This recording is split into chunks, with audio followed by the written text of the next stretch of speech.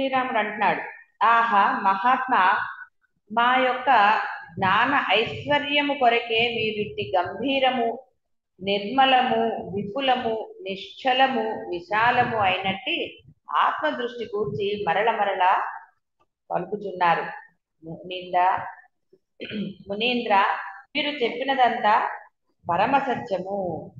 సర్వదా సర్వదా సర్వం సర్వం సర్వత్ర సర్వదా సత్ ఇది ఏవ స్థితం. సత్యం సమం సమనుభూతితః సర్వ విధాలుగా సర్వవేళల సర్వం అంతటా అన్ని సమయాలలోనూ ఇదంతా సద్రూపమగు బ్రహ్మమే అని మీరు చెప్పారు కాబట్టి మేము కూడా అంగీకరిస్తున్నాం స్వామి అని చెప్పాడు ఆయన. సత్యమే. అలా ఎవరికైనా అనిపించకపోవడానికి కారణం బుద్ధిమాంద్యం. అనిపించలేదంటే అజ్ఞానం. చెప్పిన అంటే అది పరమమైన అజ్ఞానం. పరమమైన జ్ఞానం లాగా పరమమైన అజ్ఞానం. ఎవరేం చేస్తారు దానికి? తెలిసిన తర్వాత, అనుభవం పొందిన తర్వాత కూడా. కాబట్టి ఇక్కడ ఆయన పాపం విచారణం అంటే అనుభవము విచారణ తగినంత లేకపోవటం చేత విచారణ అనుభవాలచే ఇదంతా అట్టి ఏకరసమగు చిన్మాత్రంగానే ఒప్పుచున్నది స్వామి. కాబట్టి విచారణ లేదు అంటే అర్థం ఆలోచిస్తారనే, ఆచరణ లేదని అర్థం. ఆచరణ లేని అనుభవం లేదు, అనుభవం లేని ఎలా అనుభవం అంటే అనుభూతం చెందుతారు. అంటే ఉన్నది పరమసత్యమైన బ్రహ్మమే అని ఎలా అంటారు? చాయిస్ ఎక్కడుంది? ఉందా? నేనున్నాను అంటున్నారు. నేనుతో అనుభవాలు ఎక్కువ కదా, అనుభూతులు ఎక్కువ కదా. అందుకని నేను కోసమే తాపత్రయపడతాం కదా. ఏదో కావాలని ఇంకా ఏదో అని మాటి మాటికి అనిపిస్తుంది అంటే అదేంటి? జీవభావమే కదా, అవునా కదా. ఉన్న దాంట్లో తృప్తిగా ఉండటం అనేది యథాతథం వ్యవహారం. పర్వాలేదు, మనము ఈ కోరిక కోరుకున్నందువల్ల నష్టమేమీ లేదు అన్నప్పుడు ఆ కోరిక తీర్చుకోవడంలో కూడా దోషాలు. ఎప్పుడు మనకి మనసు వికల్పం అవుతుంది? మనం అడిగింది అవతల వాళ్ళు ఒప్పుకోకపోయినప్పుడు కదా. ఎవరికైనా అంతే. అంటే వీళ్ళందరూ బాగా ఎక్స్పర్ట్స్ కదా అని నీకు చెప్తున్నాను, చిన్నపిల్లలు కదా. ఇప్పుడు ఏవో ఉంటాయి ఎక్స్పెక్టేషన్. ఎందుకంటే ఇంకా ఇప్పుడే మొదలు, అన్ని కొనుక్కోవాలి, ఇలా వెళ్ళాలి, అలా చేయాలి, కొన్ని కోరికలు ఉంటాయి, సహజం. అదేం పెద్ద భయంకరమైనది కాదు. అయితే ఇక్కడ మనకి ఉన్నది బ్రహ్మమే అన్న పరమసత్యం నీకు అంటే నువ్వు ఒప్పుకున్నావా కదా. ఒప్పుకున్నప్పుడు ఇక మనము అడగటంలో దోషం లేదు. అది మీకు అంటే మనకి అందుబాటులో ఉన్నప్పుడు నువ్వు అడగటంలో దోషం లేదు. ఎక్కడ దోషం వస్తుందంటే అవతల వాళ్ళు ఒప్పుకోనప్పుడు నీలో వికల్పం ఏర్పడుతుంది చూసావా, అది దోషం. అర్థమవుతుందా? ఎప్పుడైతే అవతలి వాళ్ళు ఒప్పుకోలేదో అప్పుడు నీకు వికల్పం ఏర్పడి నీ నుంచి కొన్ని ఏదన్నా సరే ఎలాంటి యాక్షన్ వచ్చినా అది దోషం. అడుగు, జరుగుతుందా లేదా అనేది బ్రహ్మానికి వదిలే, ఏం దోషం లేదు అడగటంలో. అయితే అవతల వాళ్ళు ఒప్పుకోవాలి అని అనుకోవటంతో మనలో వికల్పాలు కానీ ఇంకేమన్నా జరుగుతాయి. అది మస్ట్ అనుకో. అప్పుడు ఇంటి వస్తువు అనుకో, లేకపోతే ఏదన్నా వెళ్ళటమో ఏదైనా సరే అది మస్ట్ అని నీకు తెలిసింది. అప్పుడు నువ్వు కొంచెం గట్టిగా మాట్లాడటంలో దోషం లేదు. ఎందుకంటే అవతల వాళ్ళకి ఆ విషయం తెలియకపోవచ్చు, అది మస్ట్ అని.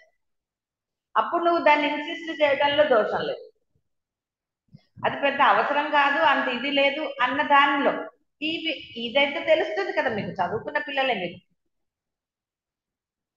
కాబట్టి ఇక్కడ ఆ విచక్షణ మనలో, అంటే నిజంగా ఇది మస్టా, ఆ అవసరం ఉందనుకో, నువ్వు దాన్ని విపులంగా చెప్పడంలో ఎప్పుడు దోషం చెప్పవచ్చు.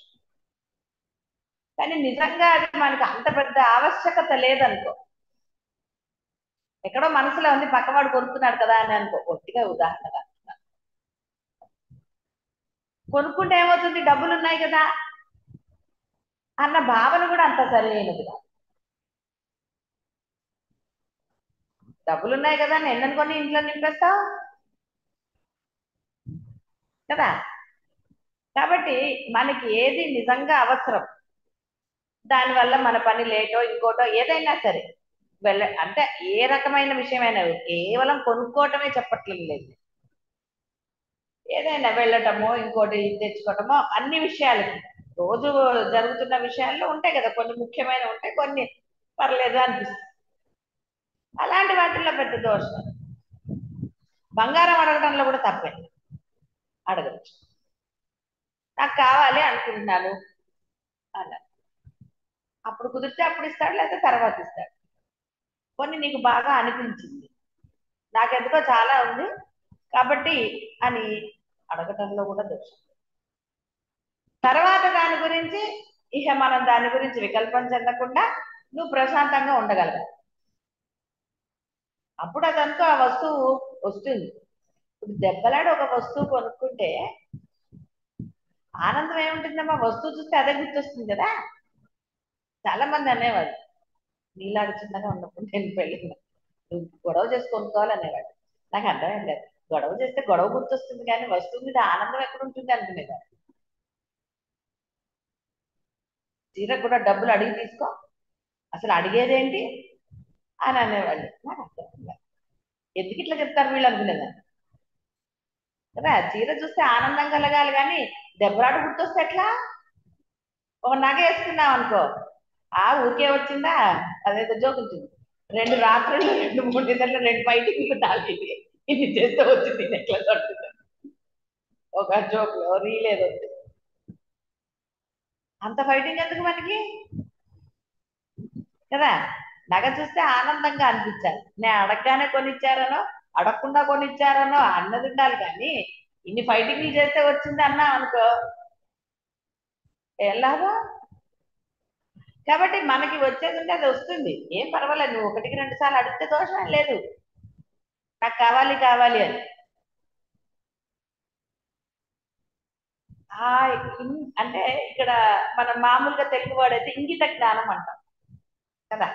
బయటికి పెట్టుకునే జ్ఞానాలు ఎందుకు మనకి కదా. ముందే హింట్ ఇవ్వచ్చు, బర్త్డే వస్తుంది జాగ్రత్త. ఇన్నేళ్ల బర్త్డే అయింది కదా. అంటే ఇలాంటివి పర్వాలేదు, మనకి పక్క వాళ్ళు కూడా కొంత చెప్తూ ఉంటారు. ఒక ఆవిడ వాళ్ళ అమ్మాయికి 20 ఏళ్ళు వచ్చాయని చెప్పి ఇంటికి పిలిచింది, ఒకసారి రండి ఇంటికి, అందరిని పిలిచాను. ఎందుకు పిలిచిందో అనుకున్నా. ఇంటికి వెళ్ళాక డబ్బాలు ఇచ్చింది, దేనికి డబ్బాలు ఇచ్చారన్న. అప్పుడేమీ లేవు పేరెంటాలు, మా అమ్మకి 20 ఏళ్ళు నిండాయి అందుకని చెప్పి డబ్బాలు పంచుతున్నా. ఓహో ఇలా చేస్తారా, 20 ఏళ్ళు వస్తే పిలిచి డబ్బాలు ఎందుకు. 20 ఏళ్ళు వస్తే ఏమిటి, నీ కూతురికి 20 ఏళ్ళు వచ్చాయంటే నీకు తెలియాలి, పెళ్లి చేయాలి ఇంకా, మనకెందుకు. సరే ఓ డబ్బా లాభం మనకి. అంటే కొన్ని ఐడియాలు ఇస్తూ ఉంటారు మనకి, అన్ని ఫాలో అవ్వక్కర్లా కదా. ఆవిడ ఇచ్చిందని మనం ఎందుకు 20 ఏళ్ళకి డబ్బాలు ఇవ్వటం, అనవసరంగా మన అమ్మాయికి 20 ఏళ్ళు వచ్చాయని అందరికి తెలియాలి. ఇక చెప్తున్నా, ఇంకా చిన్నపిల్లవు కదా. అంటే మనం ఎప్పుడూ కూడా ఒక సంతోషంగా ఉండడానికే చూసుకోవాలి తప్ప మన మనసుని కష్టపెట్టుకోకూడదు. మనసుని కష్టపెడితే ఏమైపోతుంది కదా, దేంట్లో ఆనందం ఉండదు. కాబట్టి డిమాండ్ చేయడంలో కూడా ఏం దోషం లేదు, ఉన్నాయి డబ్బులు అతని దగ్గర తెలుసు కదా నీకు, అప్పుడు డిమాండ్ చేయి, ఏం పర్వాలా. కానీ ఆ డిమాండ్ వల్ల మళ్ళీ మీ ఇద్దరి మధ్యలో ఇది రాకుండా, ఎవరైనా అంతే, అంటే వీళ్ళకి అవన్నీ స్టేజ్లు దాటాయిగా, ఇంక ఇప్పుడు ఏమడుగుతారు పాపం కదా. అందుకని వాళ్ళకి చెప్పక్కర్లా, చిన్నపిల్లలకి చెప్తే చాలు. అదేనా ఇంకా ఎక్కడ ఎప్పుడు పెట్టుకుంటారు చెప్పి, అదంతా మళ్ళీ రా చేస్తే ఏముంది.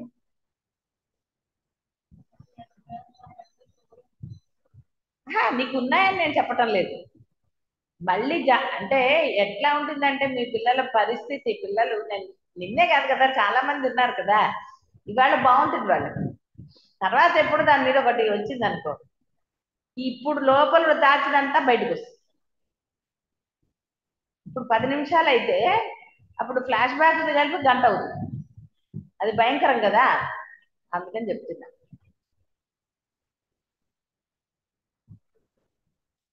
కాబట్టి సర్వదా సర్వదా సర్వం సర్వత్రా అంతా అదే ఉందన్నప్పుడు ఇంకెందుకు దేని గురించి అమ్మా? దేని గురించి చెప్పు? ఇన్ని నగలు ఉన్నాయి, యేసు తిరుగుతున్నారా? పూర్వకాలంలో ఇంట్లో కూడా యేసు తిరిగేవాడు, భయం లేదు కాబట్టి. ఇప్పుడు ఇంట్లో వేసుకుని ఎవడు తిరుగుతాడు? ఎవడు తిరుగుతాడు? అంటే కొనుక్కోవద్దు అని అది అన్నట్లేదు. నేను అనేది ఏంటంటే దాని గురించి అనవసరంగా మన మనసుని వికల్పం చేసుకోకూడదు అని చెప్తున్నాను. కాబట్టి మొత్తం కూడా సత్ రూపమగు బ్రహ్మమే, విచారణ అనుభవం. అనుభవం అంటే ఎక్స్పీరియన్స్ అని, ఈ బయట ఎక్స్పీరియన్స్ చెప్పట్లేదు ఆయన. ఉన్నది బ్రహ్మమే అన్న అనుభవం. అనుభవం కొంచెం వచ్చింది చాలేదు అనుకుని తర్వాత అందరూ అవును కదా అనుభవం చాలా అసలు అద్భుతం అండి అప్పుడు, కానీ ఏంటో మళ్ళీ నాకు అసలు అనుభవమే రావట్లేదు. ఎలా వస్తుంది? ఎలా వస్తుంది? వస్తుందా మళ్ళీ అదే అనుభవం రమ్మంటే? ప్రయత్నం చేయండి, ఎక్కడి నుంచి వస్తుంది? కాబట్టి ఆ అనుభవం తగినంత లేకపోవటం అన్నారు. తగినంత అంటే అదే కావాలని అనిపించేంత లేకపోవటం. ఏదైనా ఇష్టమైనది ఎక్కువ తిన్నా అంత విరక్తి పుట్టదు. అది అలా ఉండాలి, ఆ అనుభవంలో మునిగిపోవాలి అలాంటి. కాబట్టి విచారణ అవసరం. అంటే ఇలాంటివి అనవసరము. నీ సంతోషం నీ దగ్గరే ఉంది, పక్క వాళ్ళు వస్తుందా? ఎలా వస్తుంది? రాదు. అమ్మ వాళ్ళు ఇల్లు కట్టిస్తున్నారు, సంతోషం.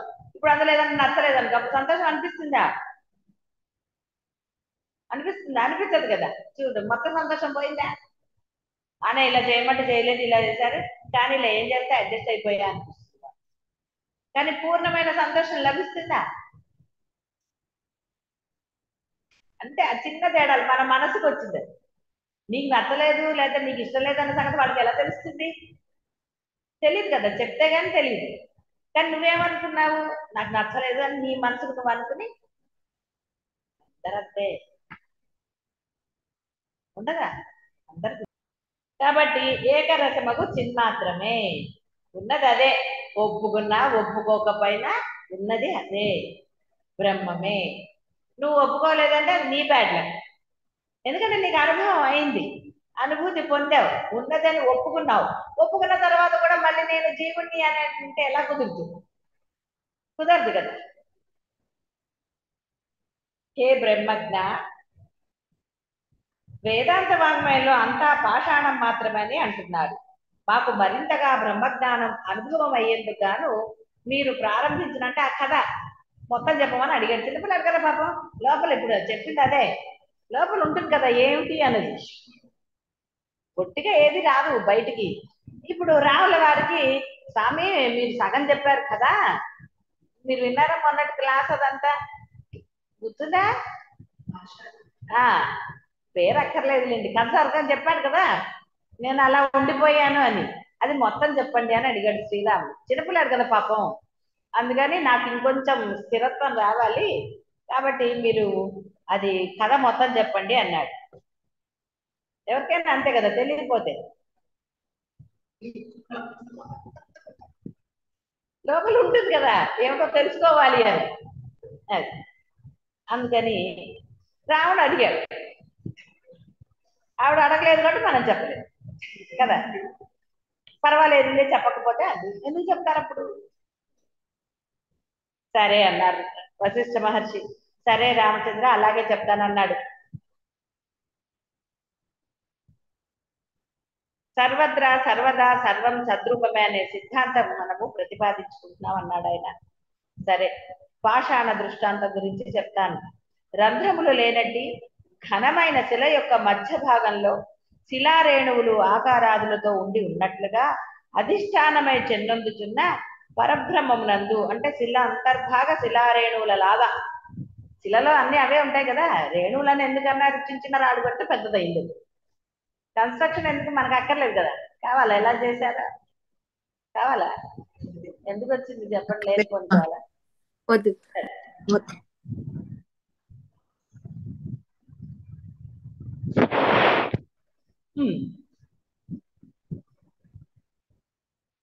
కాబట్టి ఆ ఇలా అనేక బ్రహ్మాండాలు ఉన్నాయి. మహత్తరము స్వరూపత శూన్యమైన భూతాకాశంలో అసంఖ్యాక సృష్టిలు కూడా ఉన్నాయి. విత్తనంలో, ఒక లతలో, ప్రతి ఒక్క ప్రాణిలో, జడ వస్తువులో, వాయువులో, అగ్నిలో, జలంలో, ఆకాశంలో, ఒక అణువులో కూడా అనేక సృష్టిలు ఉన్నాయని కూడా ఈ యొక్క అంటే మనం ఈ కథ ద్వారా నీకు తెలుస్తుంది అన్నాడు. అయితే రాముల వారు అడిగారు, దేవుడు స్వామి రాళ్లల్లో గోడల్లో కూడా ఉంటుంది అంటున్నారు, చిదాకాశం నందే సమస్త సృష్టిలు ఉన్నాయని కదా మీరు ఇంత ముందు చెప్పారు, మరి ఎలాగ వీటికి వాటికి సమన్వయము అని అడిగారు. అంటే ఇందులో ఉందంటున్నారు మొన్నేమో, ఇప్పుడేమో మళ్ళీ ఇంకోటి ఏదో చెప్తున్నారు, ఎలా కుదురుతుంది అన్నాడు.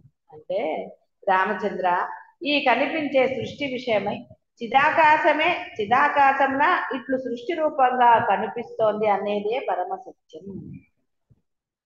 సృష్టిలో సృష్టి జరిగినా ఏదైనా దానికి భిన్నంగా అయితే లేదు కదా. జడ వస్తువు ఉందన్నా, ఒక పువ్వు అయినా, ఒక లత అయినా, ఏదైనా సరే ఆయన ఉంటేనే అది. పువ్వులోంచి కాయ అయిందన్నా ఆ పరిణామం ఎలా వచ్చింది? నువ్వు చిన్నగా పుట్టినప్పుడు ఉందాన్ని ఇప్పుడు ఇలా పెద్దగా అయ్యావంటే పరిణామం బ్రహ్మముదా నీదా? ఆయన ఉన్నాడు కాబట్టి నీలో పరిణామం జరిగింది. ఆయన నీలో గనక లేకపోతే పరిణామం జరుగుతుందా? కాబట్టి ప్రతి దాంట్లో కూడా జడంగా నువ్వు, లతగా నువ్వు, అంటే లత అంటే చెట్టు, లత అంటే ఒక ఆవిడ కాదు. అంటే మళ్ళీ లతలో అంటే ఇంకో అమ్మాయి అనుకుంటావేమో అని చెప్తుంది. లత అంటే తీగ ఉంటుంది కదా, అది అది తీగలాగా అవ్వాలని ఎవరు శాసించారు? అన్ని తీగలాగా పాకుతాయా? కొన్ని పాకుతాయి, కొన్ని పాకవు. అంటే ఆ సృష్టి అంతే, ఆ భగవంతుడి యొక్క సంకల్పం, ఆ పరబ్రహ్మం దానికి ఆ లక్షణం పెట్టాడు అంతే. నువ్వు దాన్ని కట్ చేసినా అది పాకుతూనే ఉంది. అంటే దాని యొక్క సహజమైన ఇది ఆ యొక్క బ్రహ్మం యొక్క చమత్కారం.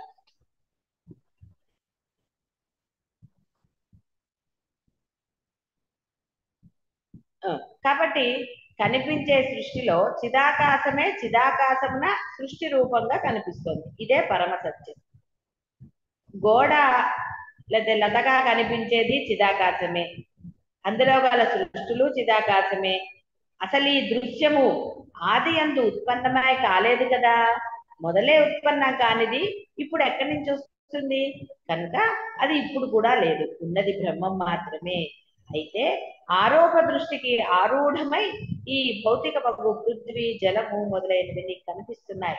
అట్టి ఆరోపిత దృష్టికి అనుభవమయ్యే సృష్టులు పృథ్వీ యొక్క ప్రతి అణువునందు, అంటే ఈ సృష్టి సమూహంలో అనుభవించబడుతున్నాయి. ఎవరికి? ఆరోపిత దృష్టి కలిగి ఉన్న జీవులకు. అపవాద దృష్టి చే వీటన్నిటి వాస్తవ రూపం గమనించబడినప్పుడు ఈ పృథ్వీ అనబడేది అణుమాత్రంగా కూడా లేదు. అందులో అణువులు లేవు, అణువులలో సృష్టిలు లేవు. అవన్నీ కూడా వాస్తవానికి చిత్ ఆకాశ రూపమగు బ్రహ్మమే. ఆకాశం అంటే లేనిదని అర్థం, ఆకాశం అంటే అదని కాదు అర్థం. చిదాకాశం అంటే విశాలంగా ఉంది. మీ మనస్సు విశాలంగా ఉంటే ఆనందంగా ఉంటుంది కదా. మనస్సులో కొన్ని భావాలు పెట్టుకుంటే వింటారా? వినరు కదా. ఇంతే. అదే ఆకాశంలాగా విశాలంగా ఉందనుకోండి, రూమ్ విశాలంగా ఉంటే ఎన్ని సామాన్లు పెట్టచ్చు? బోర్డు సామాన్లు పెట్టుకోవచ్చు. చిన్న గది ఉంటే సర్దుకోవాలి. తేడా ఉంది కదా. అది అందుకని పెద్ద గది పెట్టి పెద్ద సామాన్లు నింపుతారా? నింపు ఉంది కదా తెచ్చేది. విశాలంగా ఉంటే మనసు కూడా అలా హాయిగా ఉంటుంది. మనసులో అంత విశాలం, ఏం ఖాళీ లేదు. ఏదో అడపా దడప చిన్న చిన్న విషయం వస్తుంది పోతుంది, దాని గురించి పట్టించుకోకర్లా. కానీ మనసులో భావాలు నింపేసుకున్నాం అనుకో, అన్ని ఇంత చికాగా ఉంటుంది చెప్పు, లోపల ఒక విషయం పెట్టుకుంటే కదా. అందుకని ఆకాశంతో పోలిస్తారు. ఆకాశంలో ఏమన్నా కనపడుతున్నాయా? వస్తున్నాయి పోతున్నాయి. ఏమైనా నిశ్చలంగా ఉన్నాయా? సూర్యుడు కూడా వచ్చిపోతాడు, ఆయనేం అక్కడే ఉండడు. ఉంటాడా?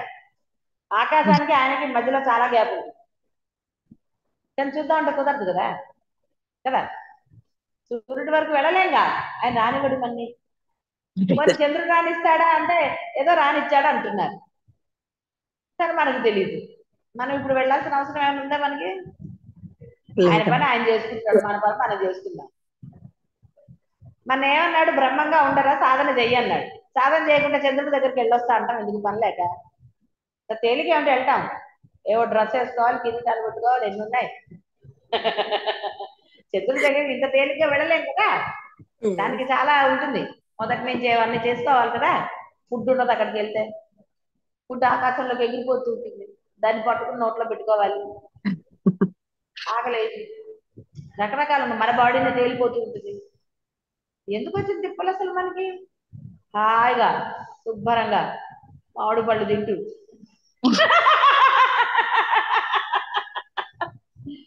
ఆనందంగా ఉంటే, హాయిగా సహజస్థితైన ఆనందంగా ఉండరా అంటే లేనిపోని కష్టాలు ఎందుకు మనకి? అంతే కదా, ఆనందంగా ఉందాం. కాబట్టి అన్నీ కూడా అవే. నువ్వు మళ్ళీ ఇదేమిటి అదేమిటి, ఇది ఎలా ఏర్పడింది అది ఎలా ఏర్పడింది అంటే, అందులో బ్రహ్మం ఉంది కాబట్టి అది అలా ఏర్పడింది.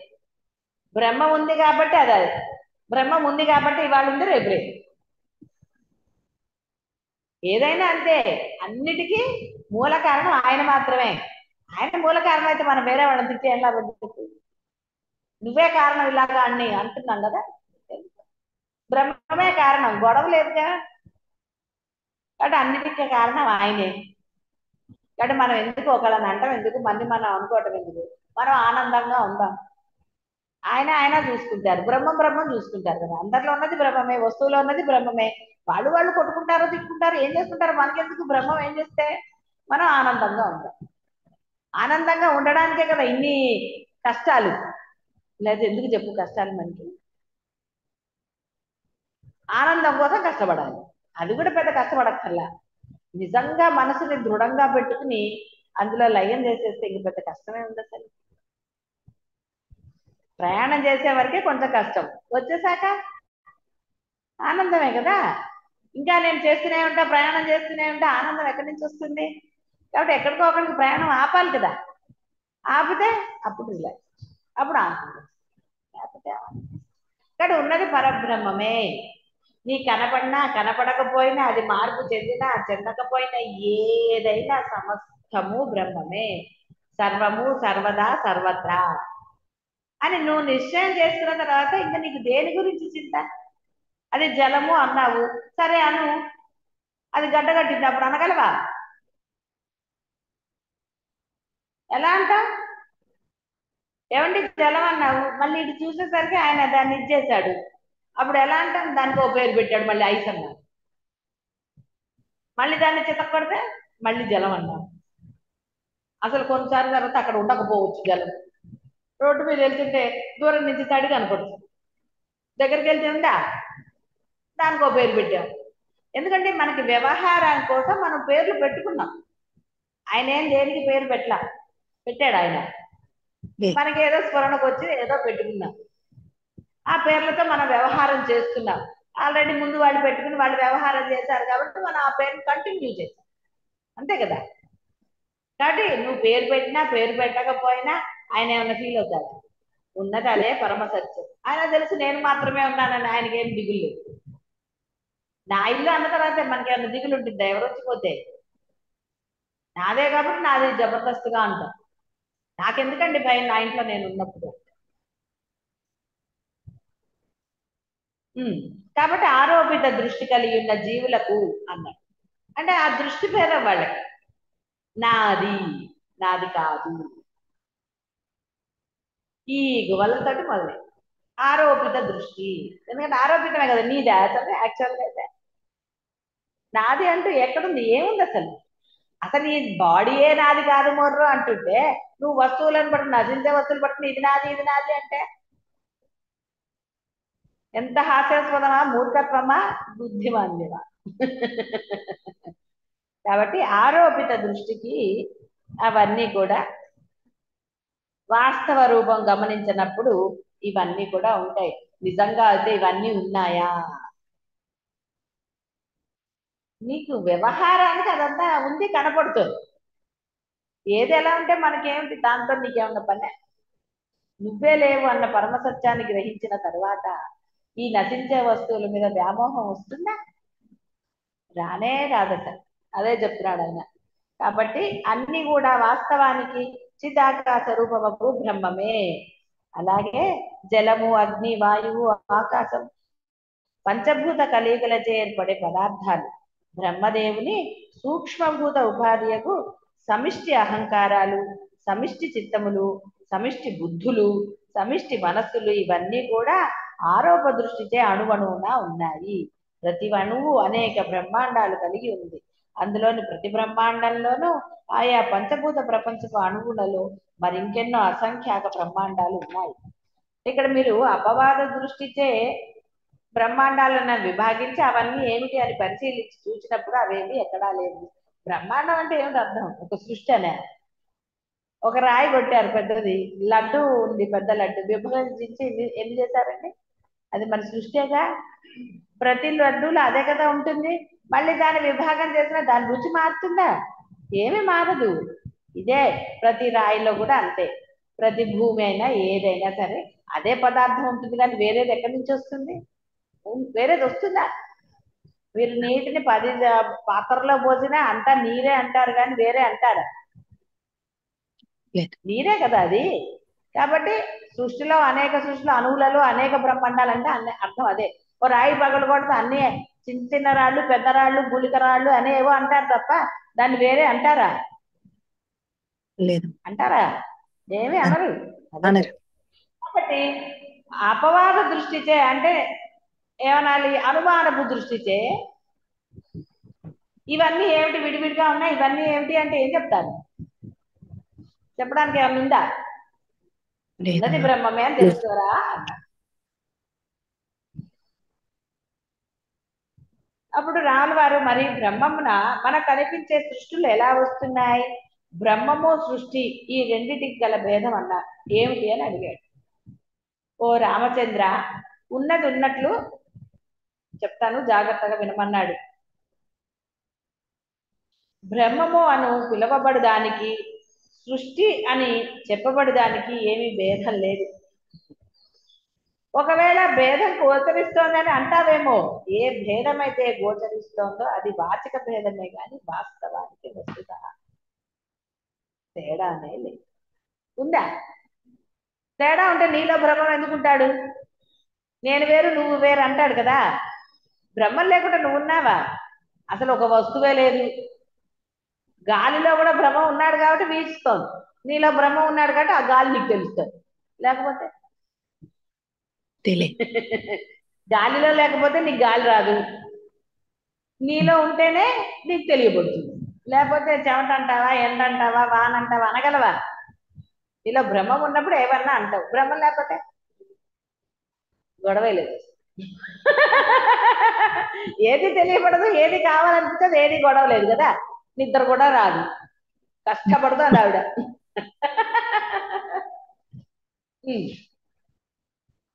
కాబట్టి ఆయన అన్నాడు, కాబట్టి బ్రహ్మము అని పిలువబడదానికి సృష్టి అను చెప్పబడదానికి భేదము లేస మాత్రంగా కూడా లేదు. కాబట్టి నీకు గోచరిస్తోంది అంటే నీ యొక్క వాచిక భేదమే తప్ప నువ్వు చెడ్డవాడు అన్నంత మాత్రం అవతల వాడు చెడ్డవాడు అయ్యాడా? మంచివాడు అన్నంత మాత్రం వాడు మంచివాడా? వాచిక భేదం. ఒకడు మంచి అంటాడు, ఒకడు చెడ్డ అంటాడు. ఇది నచ్చింది అంటాడు, అది నచ్చలేదు. వాచిక భేదమే. ఒకళ్ళకి నచ్చింది ఇంకొకళ్ళకి నచ్చాలని రూల్ లేదు, నచ్చనిది నచ్చకూడదని రూల్ లేదు. కాబట్టి వాచిక భేదమే, నువ్వు చెప్పటంలో ఉంది అంతే.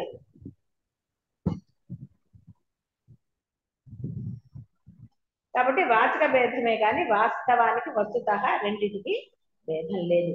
ఈ సృష్టియే ఆ పరబ్రహ్మము, ఆ పరబ్రహ్మము ఈ సృష్టియే అయి ఉన్నది. ఉష్ణము దృష్ట్యా అగ్నికి సూర్యునికి భేదమేమున్నది? రెండు ఉష్ణ రూపములే కదా, రెండు ఒకటే కదా. ఏదైనా వేడి వేడే, అది ఒక రూపంలో ఉంది, ఇది ఇంకో రూపంలో ఉంది, అంతే తేడా. ద్రవత్వము దృష్ట్యా జలమునకు తరంగమునకు తేడా ఉందా? మరి దాన్ని తరంగం అంటున్నావు, తరంగంలో ఉన్నదేమిటి మరి?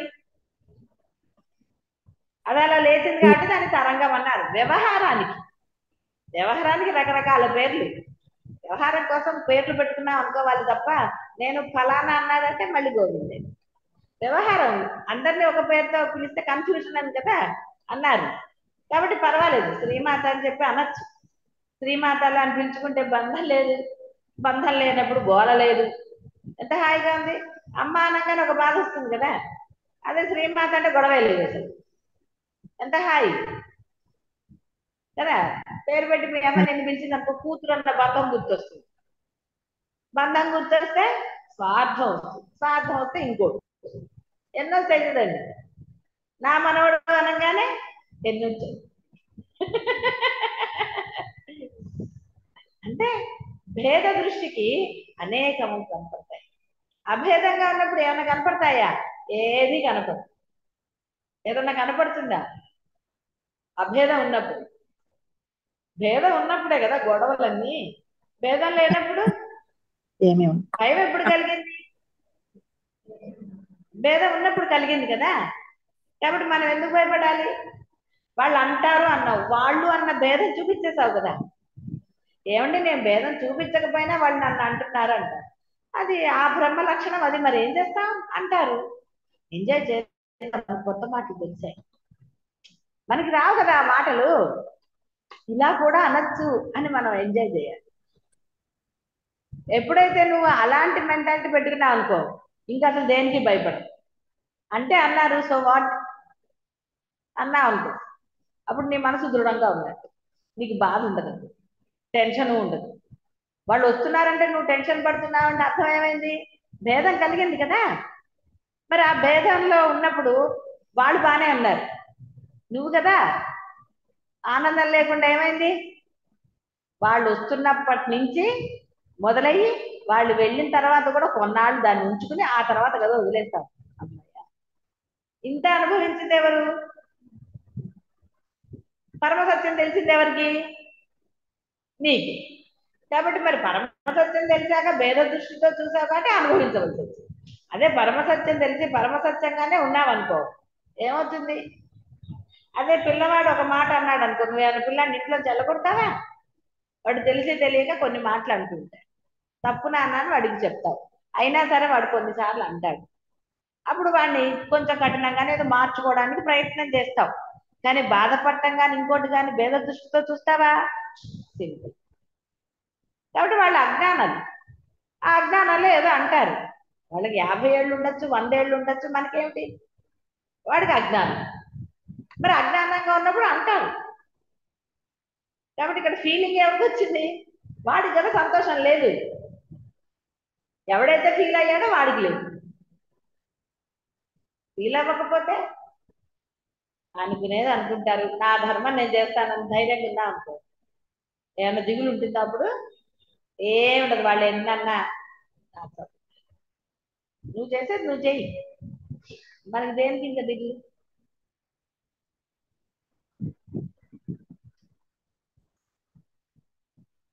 సరే, ఆ సృష్టి అన్న శబ్దం ఎందుకు ఏర్పడిందో మీకు అక్కర్లే కదా.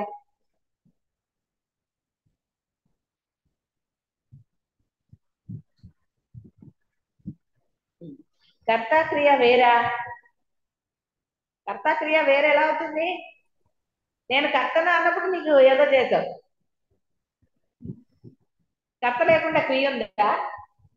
లేదు గురుగారు. క్రియ లేని కర్తున్నాడా? బ్రహ్మమైనా కూడా కర్తృత్వం లేకుండా ఆయన చేస్తున్నాడు కదా.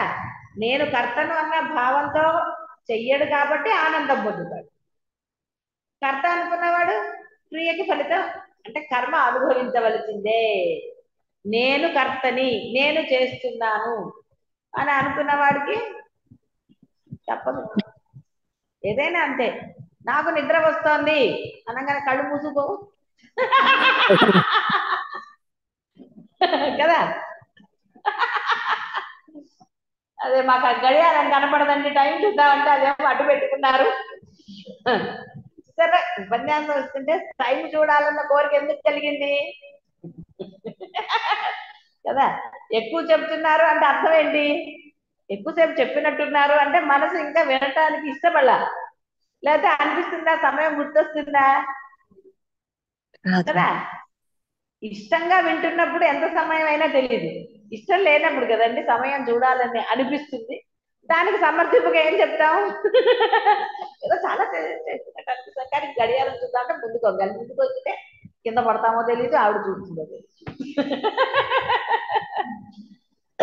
అందుకే అక్కడ పెట్టించా. ఎటు పెట్టినా అటు ఇటు చేసి దొంగ చూపులు చూస్తూ ఉంటారు కదా. ఇప్పుడు కిటికీ తలుపులు తీస్తున్నాయి కదా, నెమ్మదిగా అట్లా అట్లా చూస్తూ ఉంటారు అనమాట. కిటికీలోంచి బయటికి చూస్తూ ఉంటారు అంటే అర్థం ఏంటి? కిటికీలోంచి చూస్తున్నారంటే శ్రద్ధ తగ్గితే కదా. అందుకే దూరంగా కూర్చుంటారు. దూరంగా కూర్చుంటే ఏమవుతుందంటే నాకు కనపడదు అనుకుంటారు. కనపడదు అనుకుని అటు ఇటు అప్పుడు ఏమైంది, ఎవరు వింటలేదు. ఉమ్.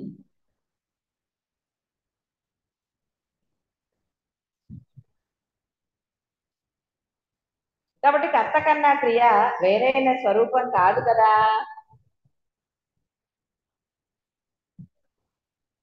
కాబట్టి అలాగే సరే ఇక్కడ ఉదాహరణ చెప్పాడు, అతడు పరిగెత్తుచున్నాడు అని దానిలో అతనిని అతని పరుగుని వేరు చేసి చూపగలమా? కదా, వేరు చేసి చూపిస్తారా? కాళ్ళు పరిగెడుతున్నాయి అంటారా? అలా అనడానికి లేదు కదా. కాబట్టి అలాగే బ్రహ్మము అనే దానికి సృష్టికి వేరైన ఉనికి ఎక్కడా కనిపించదు. సృష్టి అనున్నది భావనకు వేరుగా ఏది ఉండటము లేదు. కాబట్టి వేరుగా ఏమీ లేదు, సృష్టికి భిన్నంగా కానీ సృష్టి కానిది కానీ, అంటే బ్రహ్మము అని నా ఉద్దేశం. మీరు మళ్ళీ సృష్టి అంటే వేరేగా చెప్తున్నాను అనుకోకండి. కాబట్టి వేరుగా అసలు ఏదీ లేదు. ఉన్నది అంటే నీ దృష్టి భేదమే. అందుకని నేను ఫీల్ అయ్యానండి, అందుకని సంతోషించానండి అన్నా కూడా భేద దృష్టే. ఉన్నదే ఆనందం అంటే మళ్ళీ ఇది జరిగింది కాబట్టి నాకు ఇప్పుడు ఆనందంగా ఉంది అంటే నువ్వు దాన్ని గుర్తించావు. ఉన్నదే ఆనందమే, ఇక్కడ ప్రతిదీ ఆనందమే. నువ్వు ప్రతిదీ ఆనందమే అంటే కాదండి నాకు ఇది ఆనందాన్ని ఇచ్చింది అంటే ఇంకా మనం ఏం చేసేది.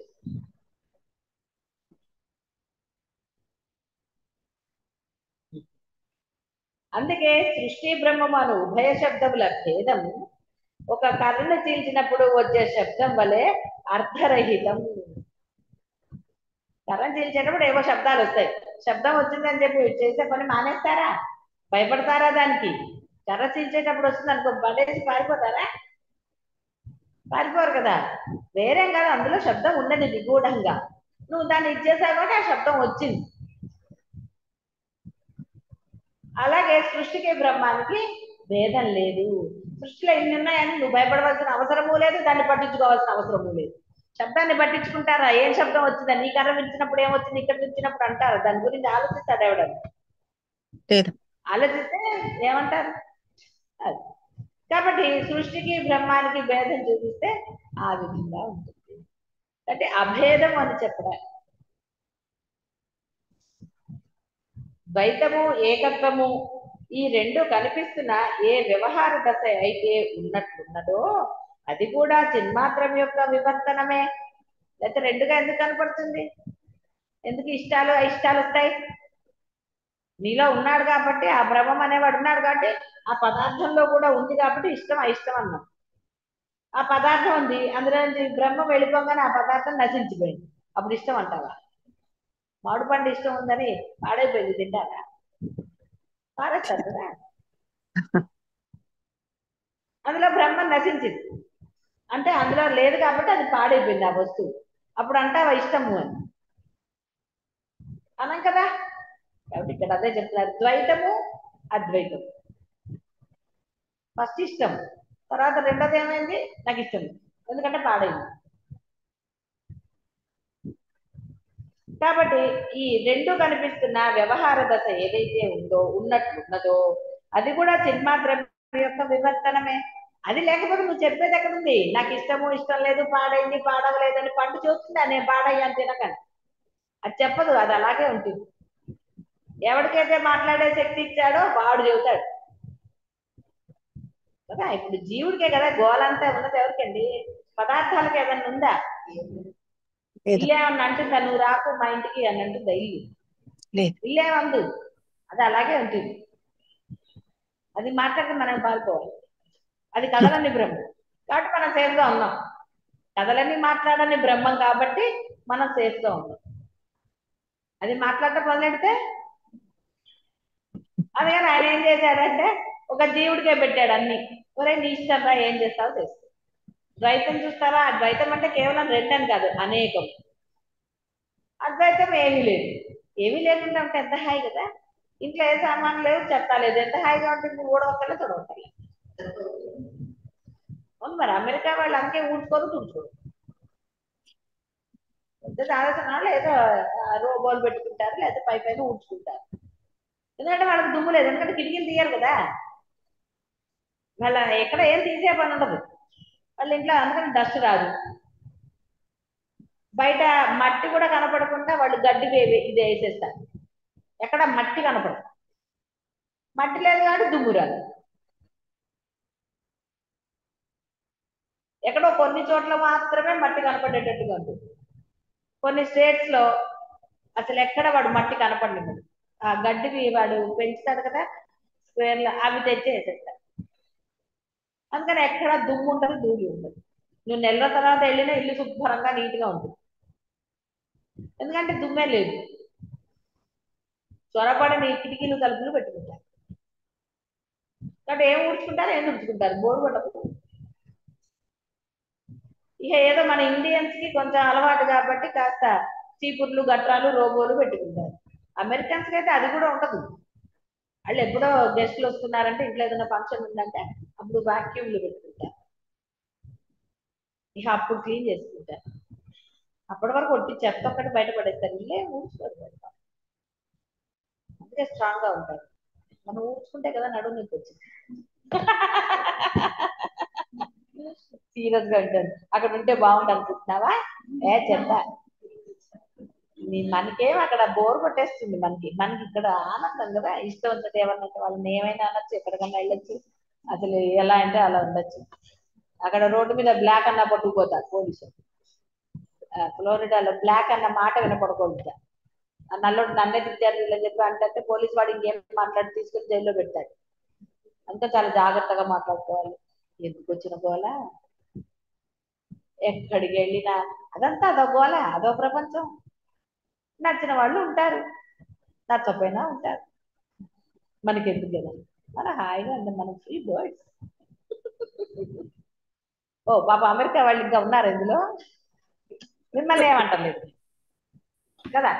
మీకు అక్కడ రాసి పెట్టింది మీరు అక్కడ ఉంటారు, మాకు ఇక్కడ రాసి పెట్టింది మేము ఇక్కడ ఉంటాం. మీరందరూ కూడా ఇక్కడి నుంచి వెళ్ళిన వాళ్ళే కదా, కాబట్టి ఇప్పుడు నన్ను అనడానికి ఏం లేదు.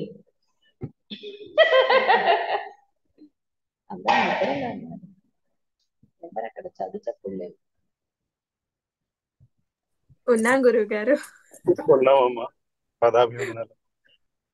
అంటే ఎవరు చెడు చెప్పుడు లేకపోతే మరి నిద్రపోతున్నారా, కోపం వచ్చిందా, లేకపోతే మేము అసలు ఏంటి మమ్మల్ని ఇలా అంటారా, మేము ఊడ్చుకుంటామండి అంటారా అని పాపం ఊడ్చుకునేవాళ్ళు ఊడ్చుకుంటారు. నేను మర్చిపోయి అమెరికా వాళ్ళు ఉన్నారు.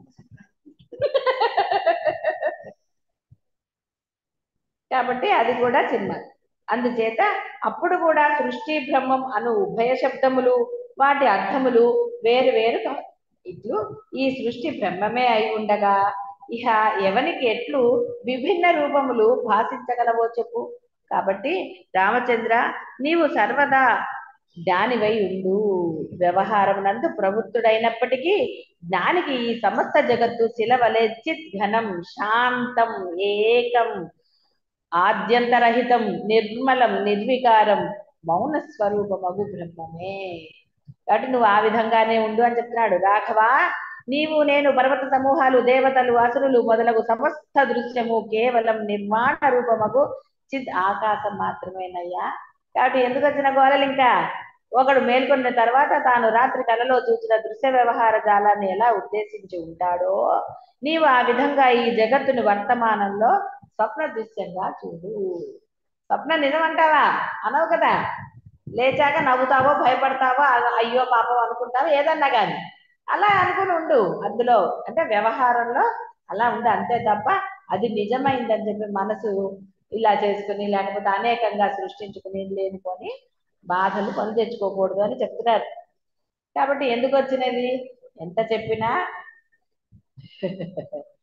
జ్ఞానం అన్న గురువులైనా సద్గురువులు ఉన్నది ఏకమే అని చెప్తారు, కాబట్టి అనేకంగా నువ్వు వ్యవహరించని చెప్తారు.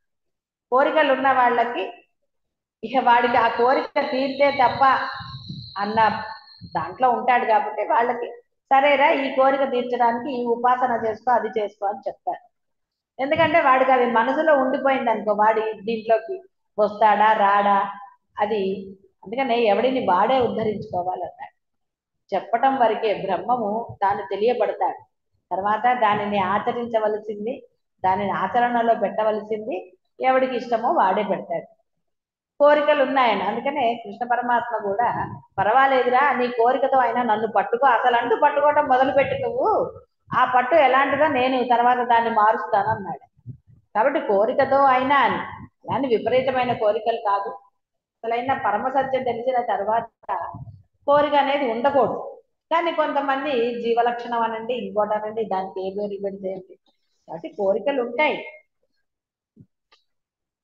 అయితే ఇక్కడ మళ్ళీ అది కూడా సూక్ష్మమే. కోరికలు ఉంటాయి అన్నారు కాబట్టి గురుగారు మాకు కూడా కోరికలు ఉన్నాయి అని అంటే దాని వలన దుఃఖపడేది నీవే అవుతావు. కష్టపడవలసింది నువ్వే. ఆ కోరిక తీరడానికి కష్టం ఎవరు పడాలి? గురువే కష్టపడ్డు, నీవే కష్టపడాలి. పూజ చేయాలన్నా కష్టమే కదండి. కింద కూర్చొని చేయాలంటే అంత తేలిక ఏమిటి? కూర్చోవాలి, గంటలు గంటలు చేయాలి, ప్రదక్షిణలు చేయాలంటే ఇవన్నీ అంత తేలిగ్గా అవుతాయా? కాబట్టి కష్టపడవలసిందే నువ్వే, దానివల్ల ఫలితం పొందేది నువ్వే. కానీ ఆ ఫలితం పొందిన ఆనందం నీకు ఎంతసేపు ఉంటుంది? అది ఆలోచిస్తే ఎవడన్నా కోరుకుంటాడా? సహజమైన కోరికలతో ఉంటాడు తప్ప ఏదో భయంకరమైన అంటే అది కావాలి అంత పెద్ద కోరిక తీరాలి అన్న దాంతో ఉండదు. అందుకనే చెప్పేది ఏది జరగాలి రమహర్షి చెప్తుంది అదే, ఏది జరగాలి అది జరుగుతుంది. నువ్వెందుకు? సహజంగా లభించింది ఎప్పుడు ఆనందాన్ని ఇస్తుంది. దానికోసం కష్టపడిన ఆనందాన్ని ఇస్తుందా? ఇప్పుడు ఇవ్వదు. సహజంగా నీకు లభించింది ఏదైనా సరే, ఉద్యోగమా, ప్రమోషనా, ఇంకోట ఏదైనా సరే, అది చాలా చిన్నదైనా సరే ఏదైనా నీకు ఆనందాన్ని ఇస్తుంది. అదే ప్రయత్నం చేస్తే పొందిన ఆనందం ఎంతసేపు ఉంటుంది? దాన్ని తలుచుకున్నప్పుడల్లా కష్టం గుర్తొస్తుంది కానీ ఆనందం గుర్తొస్తుందా? ఎంత కష్టపడి చదివితే నేను ఇది పాస్ అయ్యానంట, పాస్ అయ్యానన్న ఆనందం ఉందా అక్కడ? మీరేం గుర్తు చేశారు? కష్టాన్ని గుర్తు చేస్తున్నారు కానీ ఆనందాన్ని గుర్తు చేశారా? గుర్తు చేయాలి. ప్రమోషన్ కోసం కూడా రాశారు అనుకో, పరీక్షలు కష్టపడి చదవాలి కదా. అప్పుడు ఈ ప్రమోషన్ ఒట్టిగా ఏం రాలేదండి, రాత్రి మగళ్ళు చదివితే వచ్చిందని కష్టమే గుర్తు చేస్తారు. అది చూడండి, అది మనం మర్చిపోతూ ఉంటాం. మీరు గుర్తు చేసుకునేది కష్టాన్ని ఎప్పుడు. కానీ దేనికి? దాని బదులు సహజంగా మనకి లభించింది అనుకో ఒక ప్రమోషన్, ఆహా. ఇక్కడ చెప్పేది ఏంటంటే కోరికలు ఉండకూడదని చెప్పటం లేదు, ఇంకోటి చెప్పటం లేదు, ఏదీ లేదు. ఉన్నది బ్రహ్మం అన్న సత్యం గ్రహించిన వాడు ఆయన చెప్పిన సుమ్మ ఇరులాగా నోరు మూసి కూర్చుంటాడు. యథాప్రాప్తములను స్వీకరిస్తాడు. అది మంచైనా చెడైనా యథాప్రాప్తం ఆ స్వీకరించిన వాడు ఎప్పుడు పరమానందంగానే ఉంటాడు. సరే, శుభం. శివాయ గురవే నమః. శివాయ గురవే నమః. శివాయ గురవే నమః. శివాయ గురవే నమః. శివాయ గురవే నమః. శివాయ గురవే నమః. శివాయ గురవే నమః. శివాయ గురవే నమః.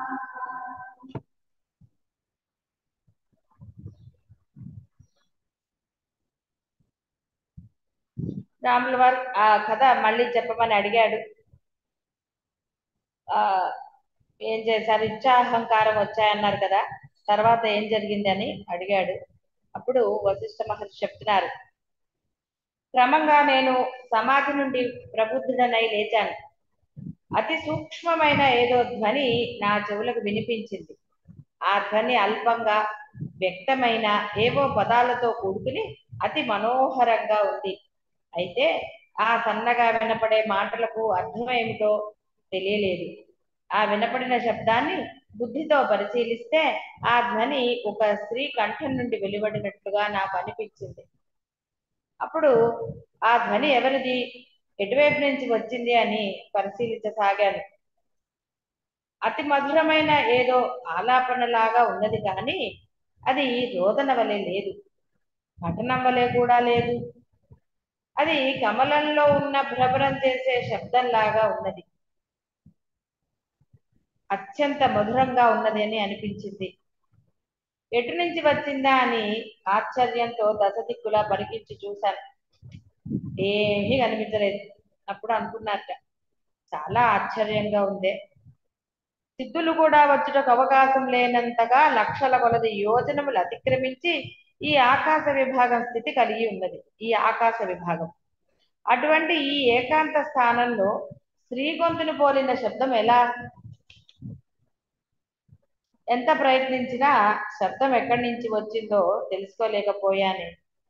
నా ఎదురుగా అనంతము, మహాశూన్యము, నిర్మలము అయినట్టు ఆకాశం తప్పితే ఏమీ లేదు. ఒక్క ప్రాణి కూడా ఉండడానికి అవకాశమే లేదు.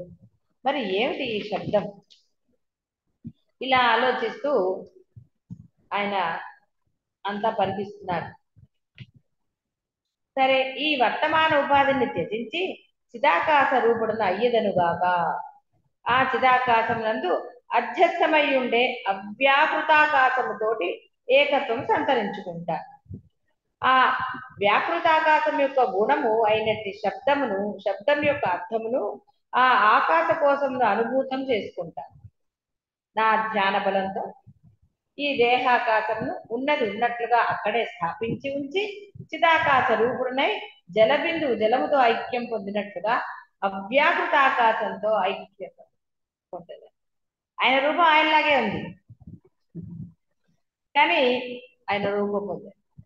అంటే ఆకాశంతో ఏకమైపోయాడు, రూపం లేనివాడుగా కూడా అయిపోయారు. కానీ గురువులకి సాధ్యాసాధ్యాలు అంటూ ఏముండవు, మీకు చూపించాలని రూల్ ఉండదు. కాబట్టి గురువుకి సాధ్యమా అసాధ్యమా అంటే అది మీ బుద్ధి దాంట్లో డిపెండ్ అయి ఉంటుంది తప్ప గురువు గారికి ఏం తెలుస్తుందిలే అనుకోవటం కూడా అదే, తెలియదు అనుకోవటం, ఎవరో నాకు చెప్పారు అనుకోవటం కూడా అలా భావించిన అవసరం లేదు. చెప్పచ్చు, కొందరు వచ్చి నాకు చెప్పరు అనటం లేదు, వాళ్ళు చెప్తేనే తెలుస్తుంది అనుకోవటం పొరపాటు. కాబట్టి అతను రూపాన్ని అలాగే ఉంచి రూపం లేని వాడుగా కూడా అయ్యాడు. ఇలాంటి మన పురాణాల్లో చాలా చదివాం కదా. అంటే గురుశక్తి తెలుసుకోవడానికి ఆయన చెప్తున్నారు అంతే తప్ప ఆయన అక్కడ ఏం జరిగింది అనేది దేనికి అంటే ఒక పాఠం. ఆయన గురువు అనే శక్తి ఎలా ఉంటుందో, ఏ విధంగా అతన్ని అంటే భావనతోటే స్ఫురణతోటే అతను అన్ని చేసుకోగలుగుతున్నారు. అక్కడ ఏమైనా కష్టపడ్డాడు ఆయన? కేవలం ఆ సంకల్పం సిద్ధి, సంకల్పంతో ఆయన అన్ని చేయగలుగుతున్నారు.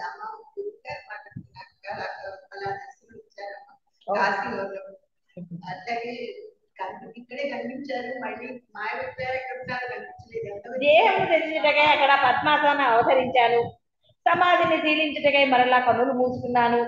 తర్వాత ఇంద్రియ సంబంధమైన శబ్ద స్పర్శ రూపరస గంధాది బాహ్య విషయాలన్నీ త్యజించాను.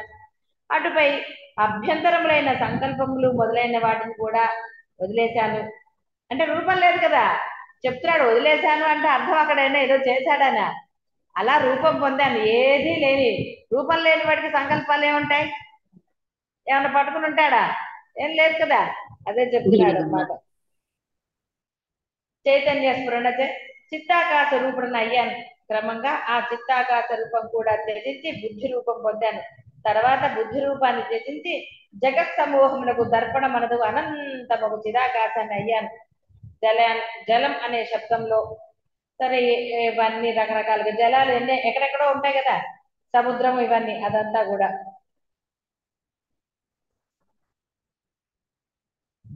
చిదాకాశ స్వభావంచే భూతాకాశ రూపాన్ని పొంది ఏకత్వం పొందాను. కాబట్టి ఏ చిదాకాశము సమస్తమునందు వ్యాపించి అనంతము సర్వవ్యాపకము అయి ఉన్నదో అది నేనయ్యాను. అనగా నేను సమస్తమునందు వ్యాపించి అనంతుడనై సర్వ ఆధారునిగా నా స్వరూపాన్ని పొందినవాడనై సర్వ వ్యాపక అనుభవం పొందుచున్నవాడనయ్యాను. ఆకార రహితుడను ఆధారవర్జితుడను అయి ఉంటూనే అదే సమయంలో సర్వ పదార్థములకు ఆధారం నేనే అయ్యాను. బ్రహ్మకి సాధ్యాసాధ్యాలేం లేవు. బ్రహ్మజ్ఞానికి మళ్ళీ వేరే ఉంటుందా? అది గురు రూపం అవ్వచ్చు, ఇంకో రూపం అవ్వచ్చు, ఏదైతే ఏంటి బ్రహ్మంకి అసాధ్యం అంటూ ఏది లేదు. అట్టి స్థితి అంటూ నేను చిదాకాశ దర్పణ దేహంలో అనేక త్రైలోక్య సమూహాలను, వందల కొద్ది జగత్తులను లెక్కించటగలవి కాని బ్రహ్మాండాలను వీక్షించాను. అయితే ఆ బ్రహ్మాండాలన్నీ కూడా ఒకదాని చే మరొకటి నిర్మల వ్యాకృతాకాశ రూపములుగానే ఉన్నాయి. అనగా ఒక బ్రహ్మాండంలోని జనులకు రెండవ బ్రహ్మాండం వాస్తవానికి లేనిదిగా శూన్యమాత్రంగా ఉంటుంది. కాబట్టి బ్రహ్మాండాలు శూన్యాలు, అశూన్యాలు. ఇంకో బ్రహ్మాండం ఉందంటే మనకి ఎక్కడ నమ్మకం కుదురుతుంది? మనం చూడలేదు కాబట్టి బ్రహ్మాండం లేదంట. నువ్వు లేనంత మాత్రాన అది ఏదన్నా అవుతుందా? అది నీ బుద్ధికి వదిలేస్తారు అంతే. ఉంది అంటే ఆ ఉంది, కానీ చూడలేదు కదా, చూడాలన్న ఆశ కూడా పడకూడదు. చూడాలన్న ఆశ అంటే బ్రహ్మం అవ్వాలి. బ్రహ్మం అవ్వాలంటే కొంత కష్టపడాలి కదా. ఇంతో అంత కష్టపడకపోతే బ్రహ్మత్వం ఎలా సిద్ధిస్తుంది? కాబట్టి కొంచెం కష్టపడాలి. సరే, మొత్తానికి ఈయన అన్ని చూశాడు. అంటే ఇవన్నీ కూడా అసలు వదిలేసి ఇవన్నీ ఎందుకు అంటే మీకు చెప్తున్నారు, అంతటా ఎలా వ్యాపించి ఉన్నాడో తెలియాలి కదా. ఒట్టిగా ఏదో డైలాగ్ కొట్టేస్తే ఆ డైలాగేనండి ఈయనకేం తెలిసాయి అని అంటే మొత్తం అంతా అతనే వ్యాపించాడు కాబట్టి జలము, పృథివీ, అన్ని అతనే అయ్యాడు బ్రహ్మాండాలతో సహా. అంటే ఉన్నది లేనిది అన్ని కూడా బ్రహ్మమే అంటున్నాం కదా. అంటాము అంటే అది నిరూపించుకోవడానికి మీకు మళ్ళీ ఒకసారి దాని ఎంత స్థిరత్వం రావడానికి చెప్తాడు ఆయన. అయితే ఇవన్నీ ఆయన చెప్పాల్సిన అవసరం ఏం లేదు. చెప్పాల్సిన అవసరం ఉందా? ఏమీ లేదు. కాకపోతే ఏమిటి అంటే రాముల వారికి ఆ చిన్న పిల్లవాడు వాడికి అది యొక్క స్థిరత్వం రావాలి. ఏదో కథ చెప్పేసేస్తే పిల్లలు నమ్ముతారా? మన్ని చిన్నప్పుడు నమ్ముతారు, పెద్దాక అట్లా ఎందుకు చేశారు అని మళ్ళీ మన ప్రశ్న వేస్తాయి, కొంచెం తెలివితేటలు వస్తాయి. కాబట్టి రాముల వారికి ఆ స్థిరత్వం, బ్రహ్మం అంటే ఎంతటి బ్రహ్మాండమైనదో అవగతం కావాలి. కాబట్టి ఆయన అలా చెప్పాడు. ఆయన చెప్పింది మళ్ళీ మనకి ఇచ్చారు కాబట్టి, అత్త తెలుగులో ఇచ్చారు కాబట్టి మీ అందరికీ సంస్కృతంలో చెప్తే మీకేం అర్థం అవుతుంది? అర్థం కాదు కదా, పొద్దున్నలాగా అవుతుంది. కాబట్టి ఇవన్నీ చెప్పాడు. అనేక బ్రహ్మాండాలు అనుక్షణం ఉత్పత్తి అవుతూనే ఉన్నాయి. బ్రహ్మాండాలు ప్రవృత్తమవుతున్నాయి. జగత్తులు నదీ ప్రవాహంలా కొట్టుకుపోతున్నాయి. ఎన్నో విద్యమానాలు ఉన్నాయి, ఉత్పన్నాలు అవుతూ ఉన్నాయి. ఇలా శూన్యాకాశంలో వివిధ జనులతో కూడిన జగత్తులు అసంఖ్యాకంగా కనిపించాయి.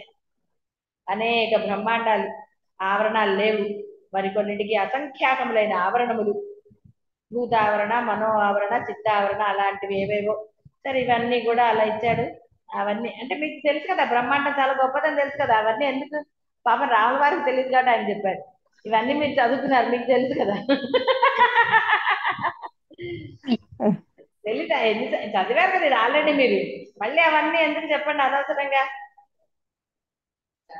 తత్వాలు, ఆవరణలు ఇవన్నీ ఉన్నాయి, కావాలంటే మరి చదువుకోండి మీరు కూర్చుని. దిక్కులు అవన్నీ ఎందుకు? ఎందుకంటే ఇవన్నీ వింటే అసలు కదా, అబ్బా బ్రహ్మాండం ఇంత గొప్పదా అని సాధన మానేస్తారేమో అని నా భయం. కాబట్టి బ్రహ్మాండాలన్నీ ఎలా ఉన్నాయి ఇవన్నీ చెప్పారు, నేను చెప్పడం అక్కర్లేదు కదా. ఫస్ట్ కొంచెం చెప్పాం కదా, గొప్పతనం తెలిసింది. గొప్పతనం తెలిసాక కూడా ఇంకా ఏం వింటామండి? ఏవో ఉన్నాయి బ్రహ్మాండాలు. మన బ్రహ్మాండం గురించే మనకు తెలియదు. పక్కింట్లో ఏమవుతుందో మనకేం తెలుసు చెప్పండి? తెలియదు కదా. మరి ఇంకో బ్రహ్మాండం గురించి ఎందుకు? మరి పక్కింట్లో ఏం జరుగుతుందో మనకి ఏమన్నా ఉత్సుకత ఉందా? లేదు కదా ఎవరికి. ఏం లేదు కదా, గోడ చూడలేదు కదా, పిట్ట గోడ నుంచి ఇలా వంగి చూస్తున్నారా? చూడలేదు కదా. కాబట్టి ఇక మరి పక్క దొంగి చూద్దామన్న బ్రహ్మాండాలు కనపడవు కదా. ఎందుకు అవి ఎన్ని ఉన్నాయి ఏమిటి అవన్నీ ఎందుకు మనకి? ఉన్నాయన్నదైతే నమ్మారా? నమ్మినా నమ్మకపోయినా ఉన్నాయి కదా. చూద్దామంటే చెప్పాను కదా, బ్రహ్మం అవ్వాల్సిందే. బ్రహ్మం అయ్యా కావాలంటే అడగండి, అప్పుడు చెప్తా. సో ఎలా ఉన్నాయి, ఒక్కొక్కటి ఎలా ఉన్నాయో చెప్పారు. రకరకాలుగా ఉన్నాయి. మనదే తెలియనప్పుడు అవన్నీ ఎందుకు కదా, అనవసరంగా క్యూరియాసిటీ పెంచకూడదని. అప్పుడు సాధన పోతుంది కదా. అనవసరం క్యూరియాసిటీలు ఎక్కువ, నిద్ర పట్టదు మళ్ళీ, అదే బాధ మళ్ళీ. ఇప్పుడు కూడా అంటే ఇప్పుడు నిద్రపోకుండా ఉండాలి కరెక్టే, కానీ శ్రద్ధగా వినరేమో అని మళ్ళీ క్వశ్చన్ వేస్తారేమో, బ్రహ్మాండాలు అలా ఎలా ఉన్నాయేమో ఒకసారి చెప్తారా? నేనైతే చెప్పాను, నాకే ఇంట్రెస్ట్ లేదు, మీకేం చెప్తా చెప్పండి. ఏంటంటే ఉంటాయి, ఏం చేస్తాం అవన్నీ. అరుణాచలంలోనే ఏమున్నాయి తెలియదు నాకు. పక్కింట్లో సంగతి అసలు ఇది తెలుసా? మీకు అంత ఇంట్రెస్ట్ ఉంటే ఫస్ట్ అరుణాచలంలో ఏమేమి ఉన్నాయో తెలుసుకురండి. అవి కరెక్ట్ గా చెప్తే అప్పుడు బ్రహ్మాండం లేదు. అంతే కదా. అసలు ముందు మన ఇంట్లో మనం ఉంటున్న ఇంట్లో ఎక్కడ ఏమున్నాయో మనకే తెలీదు, తెలుసా? తెలియదు. మరి ఇదే తెలియనప్పుడు ఇంకో బ్రహ్మాండం ఎందుకు? మన శరీరంలో లోపల ఎన్ని రేపోని అంతవరకు అక్కర్లేదు. మన వెంట్రుకలు ఎన్ని?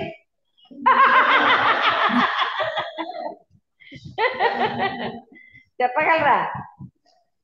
కొన్ని అది కష్టం అండి, చాలా సన్నగా ఉన్నాయనుకుంటే కొన్ని ఎముకలు ఓసారి లెక్క పెట్టి చెప్తారా? చెప్పరా? కొన్ని ఎన్నిసార్లు ఊపిరి తీసుకుంటున్నారు, ఎన్నిసార్లు వదులుతున్నారు చెప్తారా? ట్రై చేయొచ్చుగా. ఊపిరి తీయడం మర్చిపోతే కదా లెక్క పెట్టడంలో ఒకసారి తీసానా వదిలేనా తీసానా వదిలే అనుకుని బిగపట్టారు అనుకోండి, చేసుకోనుకోవాల. చూసారా, మందే మనకి తెలియదు బ్రహ్మాండాన్ని ఎందుకు. ఆయన చెప్పాడు పాపం, చిన్నపిల్లాడు కదా అని విన్నాడు ఆయన. మీరు ఆల్రెడీ విన్నారు, చదివారు, మళ్ళీ ఇంకోసారి.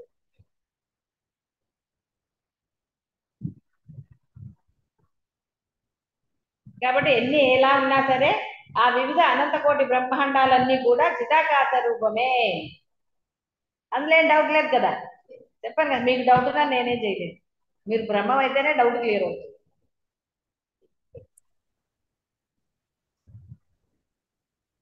సరే, రకరకాలుగా ఉన్నాయి, సిద్ధనాగరాలు ఉన్నాయిట, సిద్ధులు ఉన్నారు. ఎందుకంటే సిద్ధులు పొందాలన్నా కష్టపడాలి, ఒట్టిగా సిద్ధులు లభించవు కదా. టింగర మాయం అవ్వాలంటే ఒక సిద్ధి నేర్చుకోవాలి. ఒక ఇది ఏదైనా నేర్చుకుంటే అప్పుడు మాయమైపోవచ్చు, సినిమాల్లో లాగా. నేర్చుకుంటారా? వద్దా? హాయిగా మాయమైపోవచ్చు, గొప్ప వచ్చిన మాయమైపోవచ్చు. బతకాల్సిన పని సగం మాయమైపోతే టింగు టింగు నన్ను తెలియదు కదా. మాయమైతే భలే ఉంటాయి కదా, బోల్డ్ ఉపయోగాలు. షాపులోకి వెళ్ళి ఏమన్నా తెచ్చుకోవచ్చు, ఎవరికి తెలుసు, బిల్లు కట్టక్కర్లేదుగా. ఎంత బాగుంటుంది కదా. ఆకాశంలో ప్రయాణం చేయొచ్చు మాయమైపోతే. కారు అక్కర్లే, ఏదక్కర్లే, విమానం కూడా అక్కర్లే. కావాలంటే విమానం మీద కూడా కూర్చోవచ్చు. బాగుంటుంది కదా, కొంచెం వెరైటీగా విమానం మీద కూర్చుని ప్రయాణం చేయటం ఎలా కదా. మామూలుగా అయితే ఎవరు కూర్చొని ఎవరు మనం కూర్చోలేము, గాలికి ఎగిరిపోతాం కదా. అది కింద నడుస్తున్నప్పుడే ఎగిరిపోతాం. ఆకాశంలో వెళ్ళాక ఇంకొంటే క్వశ్చన్ లేదుగా.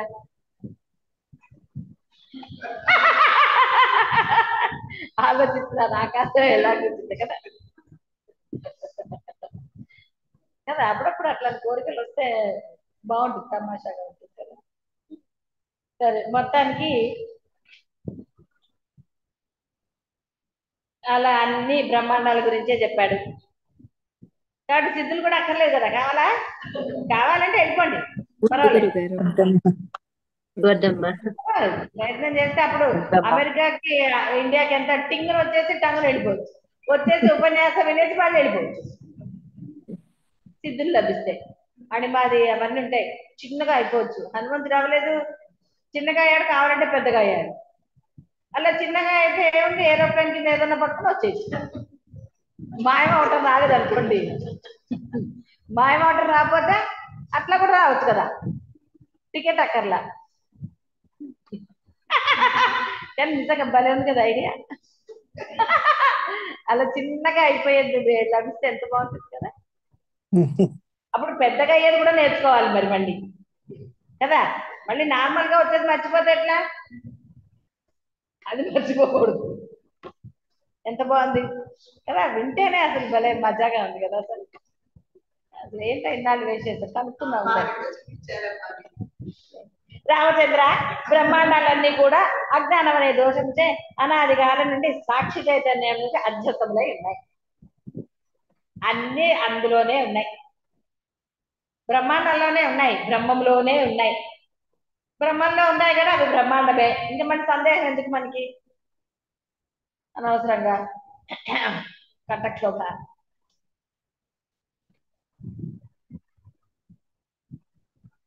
అప్పుడు మళ్ళీ ఈయనకి డౌట్ వచ్చింది, అసలు ఈ సృష్టికి అసలు కర్త ఎవరు? సృష్టికర్త అను శబ్దము వేద వాంగ్మయం నందు ప్రసిద్ధమై ఉండటం చేత అడుగుతున్నాను స్వామి అని అన్నాడు ఆయన. సరే వశిష్ఠుల వారు అన్నారు, శృతులు రెండు రకములైన అభిప్రాయాలను ప్రకటించాయి. పరమాత్మయే భూమి స్వర్గం మొదలైన లోకాల్ని నిర్మించాడు, ఆయనే నిర్మించాడు. ఈ అర్థమును ప్రతిపాదించే శృతుల విభాగములను అనుసరించి సమస్త బ్రహ్మాండములకు కర్త చిదాకాశ రూపముకు పరబ్రహ్మమే. కర్తృత్వము ఆపాదించుకొనుట చేతనే పరమాత్మచే సృష్టి భావన వ్యవహారంగా వ్యక్తీకరించబడుతోంది అని శృతులు చెప్పాయి. అంటే నేనే ఉన్నానని అన్నాడు కదా, వేదంలో అలా చెప్పబడింది. వేదం అంటే మళ్ళీ వేదానికి బ్రహ్మంకి తేడా లేదు. వేద రూపమే బ్రహ్మము. బ్రహ్మము మనకి తెలియబడడానికి వేద రూపంగా మనకు వచ్చింది కాబట్టి వేదంలో చెప్పబడింది. నేను అంటే ఎవడో ఒకడు చేశానని చెప్పకపోతే మనకు కూడా భయం వేస్తుంది కదా. పరమాత్మ పట్టుకుని ఉన్నాడు ఆకాశం అంటే కదా భయం లేదు, లేదా పడిపోతుందని భయం వేయరు, పరిగెడతారు, ఎక్కడికైనా పరిగెడతారు, ఎక్కడైనా ఆకాశం. అదేదో ఏంటే మొన్న ఎప్పుడో చూశాను, ఏంటది ఆకాశం ఎండు భూమి ఎండు అన్నారు. అక్కడ గాలి ఏదో వీస్తూ ఉంటుంది, అలా ఉంటుంది ఇలా ఉంటుందని ఏదో పెట్టారు. ఎక్కడికో ఏదో దేశంలో వెళ్తే అది భూమి ఎండుట, మరి ఆ పక్కన ఏముంది కదా, చూసారా చిన్నగా అయిపోయి ఎగిరిపోతే చూడొచ్చు. అదే అర్థం కాదు, భూమి ఎండని ఎలా చెప్తారు, ఎలా నిర్ధారించారు వాళ్ళు? ఎందుకంటే వాడు అక్కడికి వెళ్ళలేకపోయాడు కాబట్టి భూమి ఎండ అన్నారు. అక్కడికి వెళ్తే వాడు పోతాడు కాబట్టి అన్నాడు. ఎలా కుదురుతుంది? సాక్ష్యం ఏది? మేము నమ్మంగా. పరమాత్మను అడగాలంటే మీరు పరమాత్మ రూపులు అవ్వాలి. అడి చేసి ఇటు చేసి ఎక్కడికి వచ్చారు? పిల్లలు కూడా చూడండి, అడి చేసి ఇటు చేసి మళ్ళీ చదువు దగ్గరికి తీసుకొస్తారు కదా, బాగా చదువుకుంటే అవుతారు. ఎడిదిప్పి ఇక్కడికే తీసుకొస్తారు అన్నట్టు లాజిక్. బ్రహ్మము శుద్ధమైనది, కర్తృత్వ దోషం లేనిది. ఇలా వచించే శృతుల విభాగములను అనుసరించి సమస్త బ్రహ్మాండములకు కర్త అంటూ ఎవరూ లేరు అనగా అవి కర్తృత్వ రహితములై చిదాకాశమున స్వయం సిద్ధమైన రూపంలో స్వతహాగా ఆవిర్భవించింది అన్నారు. అలా అంటే మనకు అనుమానం వస్తుందిగా మరి. అందుకని రెండు వేదంలోనే చెప్పబడింది. బ్రహ్మత్వము లేదా జ్ఞానం కోసం ప్రయత్నించే వాడికి ఆ యొక్క సూక్ష్మం అర్థమవుతుంది, బ్రహ్మజ్ఞానం పొందిన వారికి అర్థమవుతుంది. నేనే లేనంటే మళ్ళీ కర్త ఎక్కడి నుంచి వచ్చాడు? రూపం లేని వాడు కర్తృత్వం ఎలా వహిస్తాడు? జరిగింది అంతే. అది ఆ శక్తి ఏదైతే ఆకాశంగా జలంగా అన్నిటిగా రూపుదిద్దుకుందో ఆ శక్తినే మనం బ్రహ్మము అని వ్యవహరిస్తున్నాం. వ్యవహరించాం కాబట్టి ఓ పేరు పెట్టి దాన్ని కర్త అన్నాం. మరి దానికి రూపం ఉందా? ఏదీ లేదు అసలు. అది నీకు కనపడి చెప్పిందా నేనే అని, కానీ అది ఏది చెప్పలేదు, అది చెప్పదు. ఎందుకంటే దానికి రూపం లేదు, పాప రూపం లేదు కానీ నోరు ఎక్కడ ఉంది పాపం. కానీ ఆ శక్తిని గుర్తించాం కాబట్టి ఆ శక్తి యొక్క వ్యవహారం మనం ఎలా చేస్తాం కాబట్టి ఆ శక్తికి ఒక పేరు పెట్టుకుని వ్యవహారం కోసం దాన్ని బ్రహ్మము అంటున్నాం, చిదాకాశము అంటున్నాం. చిత్తాకాశం అంటే మనలో ఉందనే కాదు, అనంతమైనది అని అర్థం. అంతగా వ్యాపించి ఉన్నది అంటే పదార్థాలతో సహితం. ఏది నీకు కనపడుతోందో అదంతా అదే, నీకు కనపడంది ఏదైతే ఉన్నాయో అది కూడా అదే. కాబట్టి అంతా అదే ఉందని వ్యవహారం కోసం బ్రహ్మం అన్నాం కాబట్టి ఈ బ్రహ్మమే దీనికి కర్త, ఇతనే సృజించాడు అంటే. తల్లి గర్భంలోకి పిల్లవాడు ఎలా ప్రవేశించాడు అన్నదానికి ఎక్కడున్నాయండి ఆధారాలు? ఏదో సైన్స్ నిరూపించి, సైన్స్కి అంతుపట్టని వాళ్ళకు కూడా పిల్లలు పుట్టారు, పుట్టలేదా? పుట్టారు. ఒక అమ్మాయికి అసలు ఏంటంటే లోపల ఏవో PCODs ఏదో అంటారు, అవన్నీ ఉన్నాయి, అసలు నీకు పిల్లలు పుట్టారు అన్నారు. అందుకని ఆ అమ్మాయి అదేదో ఉంటుంది కదా వాటికి వెళ్దామని. చూడండి, అంటే అమ్మవారిని నమ్ము అంతే, అమ్మవారు ఇస్తుంది, నీకు అసలు ఏది అక్కర్లేదు. డాక్టర్ కూడా ఇప్పుడు కాదు నెక్స్ట్ మంత్ అందుతుంది, మళ్ళీ వెళ్తే మళ్ళీ నెక్స్ట్ మంత్ అందుతుంది, కన్సీవ్ అయింది. చూసారా ఎలా జరిగింది మరి? ఆ అమ్మాయికి అసలు ఛాన్స్ లేదు పొమ్మన్నారు డాక్టర్ నుంచి. సరే అత్తగారులు కొంచెం ఉంటారు కదా, ఠాట్ ఠాట్ కావాలి పిల్లలని. సో ఆ పిల్లలకు ఇద్దరు పిల్లలు పుట్టారు. తర్వాత ఫస్ట్ ఒకళ్ళు పుట్టారు, తర్వాత ఇంకోటి కూడా పుట్టారు. ఇద్దరు పిల్లలు పుట్టారు. ఎలా పుట్టారు?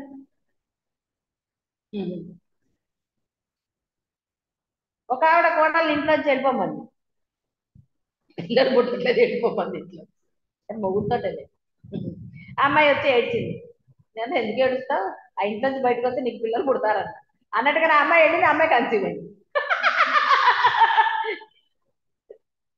చూసారా ఎలా జరిగింది మరి అది?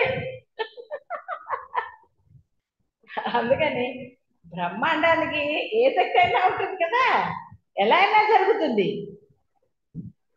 కాబట్టి ఎలా జరిగింది అన్నదానికి అసలు మీకు అక్కడ తార్కణమో ఉదాహరణ ఏదో ఒకటి ఎలా చూపిస్తారు అసలు?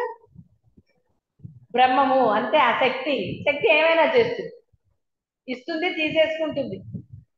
లేనిది కూడా మనకి సృజించి ఇవ్వగలిగే శక్తి ఉంది, ఎందుకంటే అన్ని దాంట్లోనే ఉన్నాయి కాబట్టి. అది ఎక్కడి నుంచో పక్కింట్లో తేవక్కర్లా. ఇంకో బ్రహ్మాండానికి వెళ్ళొస్తానండి ఇక్కడ లేదు, అక్కడి నుంచి తెస్తానని అనక్కర్లేదు బ్రహ్మం. అలా అనాలా? ఇంట్లో లేదు ఉల్లిపాయ పక్క వాళ్ళని అడుగుతాను అన్నట్టుగా. ఏమైనా ఉల్లిపాయ లేదు పక్కింట్లో అడగ మన వద్ద లేకుండా తినొచ్చు ఒక పూట నచ్చదు కదా. కాబట్టి ఇంక గొడవే ఉంది. కాబట్టి బ్రహ్మం ఏదైనా చేయగలదు. కాబట్టి కర్త ఎవరు అంటే అదే చెప్తున్నాడు ఆయన. కర్త అంటే వ్యవహారం కోసం అన్నాం కాబట్టి కర్త. నిజంగా మాట్లాడితే ఆయన ఏమన్నా కర్తృత్వం తీసుకున్నాడా? నేను చేశానని ఎక్కడ ఆయన చెప్పలేదు, కాబట్టి అసలు ఎవడూ లేడు. ఎవడూ లేదంటే ఎలా ఉందంటే శక్తి ఉంటే అంతే, అది వ్యాపించి ఉంది. అది నీకు తెలిసింది కదా, తెలిసిన తర్వాత ఇంకా డౌట్ ఎందుకు అసలు? మళ్ళీ నీకు కర్త ఎవడన్నా కనపడాలా? ఎందుకు మనకి ఆయన కనపడటం ఎందుకంటే అనవసరంగా లేనిపోయింది. భగవంతుడు కనపడితే లేనిపోయింది గోల కాదు, కనపడ్డు కాబట్టి హాయిగా ఉంది. కనపడితే భగవంతుడు కనపడితే ఊరుకుంటారు ఒట్టిగా? ఎన్ని అంటారండి. అందుకే ఆయన కలికాలంలో కనపడలే, అప్పుడు కనపడేవాడు కదా, వేరే యుగాల్లో కనపడేవాడు. కలియుగంలో కనపడుతున్నాడా? ఏదో కొంతమంది భక్తులకే కనపడుతూ ఉంటాడు. అందరికి కనపడితే పాపం ఆయన గుడి కూడా ఉంచదు. గుడి ఉంచుతారు అప్పుడు? ఎవ్వరూ ఉంచారు. ఆయన తెలుసు, అందుకే ఆయన కనపడతారు. ఎందుకంటే అన్ని నేనే చేశాను కృష్ణుడు అంటే. అర్జునుడు ఏమన్నాడు? ఒప్పుకున్నాడా ఫస్ట్? ఏంటంటే చెప్తావేంటయ్యా, సరిగ్గా చెప్పు మొదటి నుంచి అన్నాడు. చేసేది చేయించేది అన్ని నేనేరా, నువ్వెక్కడ చేస్తున్నావు అంటే, ఏంటంటే అంటావేంటి స్వామి, మొదటి నుంచి మళ్ళీ చెప్పాను, నాకేం అర్థం కావటం లేదు. జ్ఞానం అంటావు, కర్మ అంటావు, కర్త అంటావు, ఏంటి గోళ అన్నావు. కూర్చున్నాడా? నిల్చోబెట్టి చెప్పించుకున్నాడు. చూసారా, కొన్ని ఒక ఆసనం వేశాడా? వెయ్యి 18 అధ్యాయులు నిల్చోబెట్టి చెప్పించుకోవాలి, తర్వాత కింద కూర్చున్నాడు. చూసారా, ఇలాగే ఉంటుంది భగవంతుడు కనపడితే. అయ్యో స్వామి చెప్తున్నావు రథంలో కూర్చోవయ్యా అని అనాలా?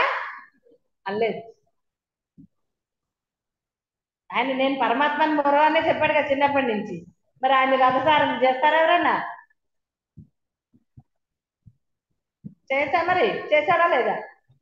అందుకే కలికాలంలో రాలేదు ఆయన. ఆయన అర్జునుడు ఏదో రథసారథిగా చేసి ఊరుకున్నాడు. మనమైతే ఏకంగా ఇంటి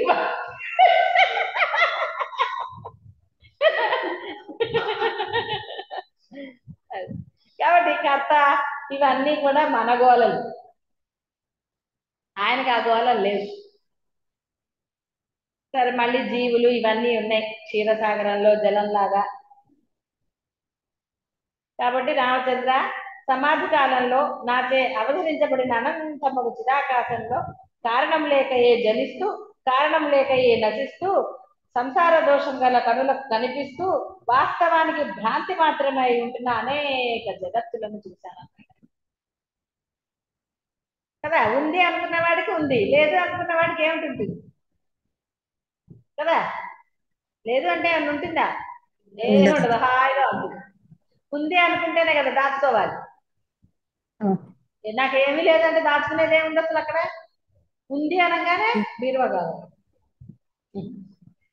రాఘవ, ఆ విధంగా నేను అవిచ్ఛిన్నమైన చిదాకాశ రూపత్వం అవధరించిన వాడనై అట్టి చిదాకాశంలో వివిధములైన బ్రహ్మాండాలను గమనిస్తూనే మరొక వైపు ఆ వినపడే శబ్దానికి కారణం ఏమిటి అని దానిచ్చి అంత కడుపు నొప్పి కదా మీ అందరికి. ఏమిటో బ్రహ్మాండాలు అంటారు, ఏదో జోకులు వేస్తారు, కానీ అసలు శబ్దం ఏమిటో చెప్పట్లేదు. అదే కదా ఇందాక నుంచి అందరికి లోపల లేదా పట్ల అసలు శబ్దం గుర్తులేదా? ఉంది. గుర్తుందా? సరే చెప్పండి, అయితే ఏంటో శబ్దం చదివారుగా. అర్థం కాలేదు గురువుగారు. శబ్దానికి కారణం ఏమిటి? పుస్తకం చదివారు కదా ఇది. అది అర్థం కాలేదు గురువుగారు. మీకు కూడా శబ్దానికి అర్థం కాలేదా? సరే సరే, మొత్తానికి ఆ నలువైపులా వెతుకుతూ గడిపాట. తర్వాత క్రమంగా మృదుమధురమైన వీణానాదంగా వినపడసాగింది. ఆర్య అనే ఛందస్సు రూపం. అక్కడ ఒకనొక చోట ఒక స్త్రీ ఉంది. సరే కాస్త ఆవిడని వర్ణించాడు. ఎందుకులే, మనం కూడా బానే ఉన్నాం కాబట్టి ఆవిడ అతి రమణీయమైన వర్చస్సు కలిగి సాక్షాత్ లక్ష్మీదేవిగా ఉందిట, గుర్తు చేసిందిట. చాలా దేవత వలె, వనదేవత వలె శోభాయమానంగా ఉంది ఆవిడ. సరే, ఆవిడని చూసి దృష్టిని మరలించే ప్రయత్నంలో ఆవిడ ఈయన్ని చూసిందిట. గానం చేస్తూ చిరునవ్వుతో ఇలా పలికిందిట. ఆ స్త్రీ, దుష్టులతో సేవించబడే రాగ ద్వేష కామ క్రోధాది దోషములు ఈషన్ మాత్రంగా కూడా లేనట్టు ఓ మునీంద్ర, సంసారం అనే నదిలో మునుగుచున్న మనుజులకు మీరు ఒక ఆలంబనం వంటి వారు. మిమ్మల్ని సర్వశ్రేష్ఠులుగా గుర్తించిన నేను మీకు ఇదే నమస్కరిస్తున్నాను అంది. స్త్రీ కదా, ఈమెతో నాకేమిటిలే పని అనుకున్నట్టు ఈయన అత్యంత ఉదాసీనత ఆవహించాను. ఆవిడని పట్టించుకోలేదు ఈయన.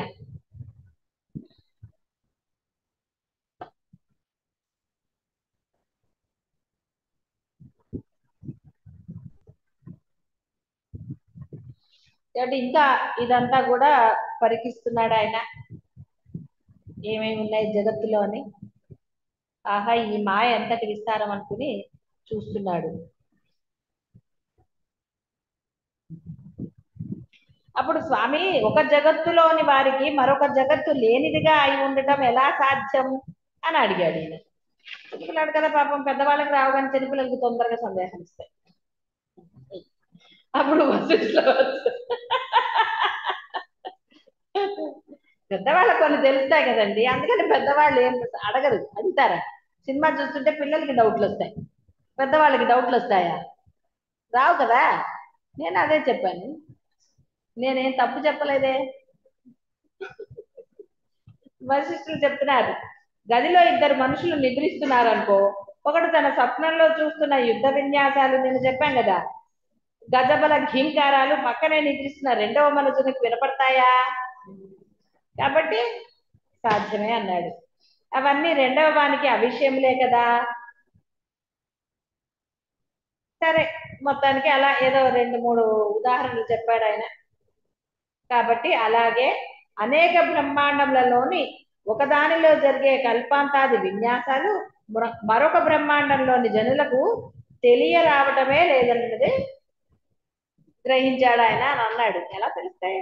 పెద్ద గోడ కట్టారు కదా, చెప్పగా భూమికి ఎండ్ అన్నారు అంటే అక్కడ ఇంకోటి మొదలైందేమో. ఒకసారి వెళ్దామా? వెళ్దామా? ఏ చూసొద్దాం ఒకసారి, ఒట్టికి సరదాగా సొంత విమానం ఒకటి పెట్టుకుని వెళ్దాం, చూసొద్దామమ్మా, ఏమవుతుంది? వద్దా? నేను పోయేస్తాను. మళ్ళీ నేను ఇప్పుడు రానన్నారు కదా, మిమ్మల్ని నేను తీసుకుంటాను, నేను ఒకదాన్ని పోయిస్తాను.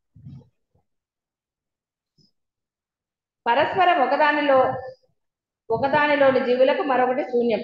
సరే, ఇలా కోట్ల కొలది బ్రహ్మలు, లక్షల కొలది విష్ణువులు, ఇవన్నీ కూడా ఉన్నాయి. రాత్రి పగలు సూర్యరహిత కొన్నిట్లో ఇలా రకరకాలుగా ఉన్నాయి. ఇవన్నీ నేను చూశాను అన్నాడు ఆయన. చాలా చిత్రంగా ఉందన్నట్ట రాముల వారు. సరే వశిష్ఠులు, అవును నాయన, సమస్తము చైతన్యముననే కలదు. సమస్తము చైతన్యం నుండే కలుగుతోంది. చైతన్యమే సమస్తము అయి ఉన్నది కదా, అంతటా చైతన్యమే వ్యాపించి ఉన్నది సుమా. ఇన్ని మాటలు ఎందుకు? ఏ చైతన్యమైతే ఉన్నదో అది ఏ సర్వాత్మకమై ఉన్నది.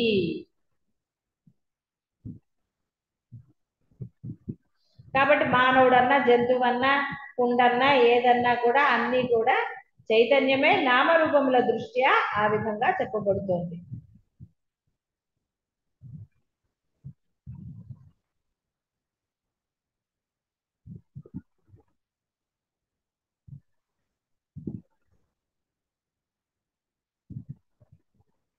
తర్వాత అదే కూడా రహితం అంటే ప్రపంచం యొక్క క్షయం అవుతుంది.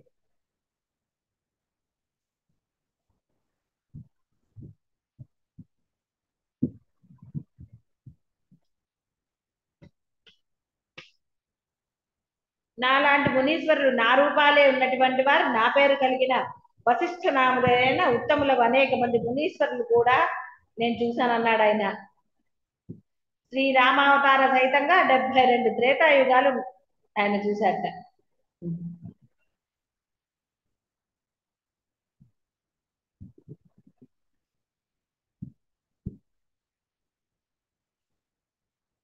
ఈ జగత్తు బ్రహ్మమే. నామరూపాత్మకం దృష్ట్యా ఈ జగత్తు బ్రహ్మ మాత్రమే. అధిష్టాన చైతన్యం దృష్ట్యా జగత్తు బ్రహ్మం. నామరూపాత్మకం దృష్ట్యా జగత్తు భ్రమ మాత్రమే. అధిష్టాన చైతన్యం దృష్ట్యా ఈ జగత్తంతా జన్మరహితం, అజం, ఆది అంతాలు లేనిది, అనంతమైనది అయిన బ్రహ్మమే.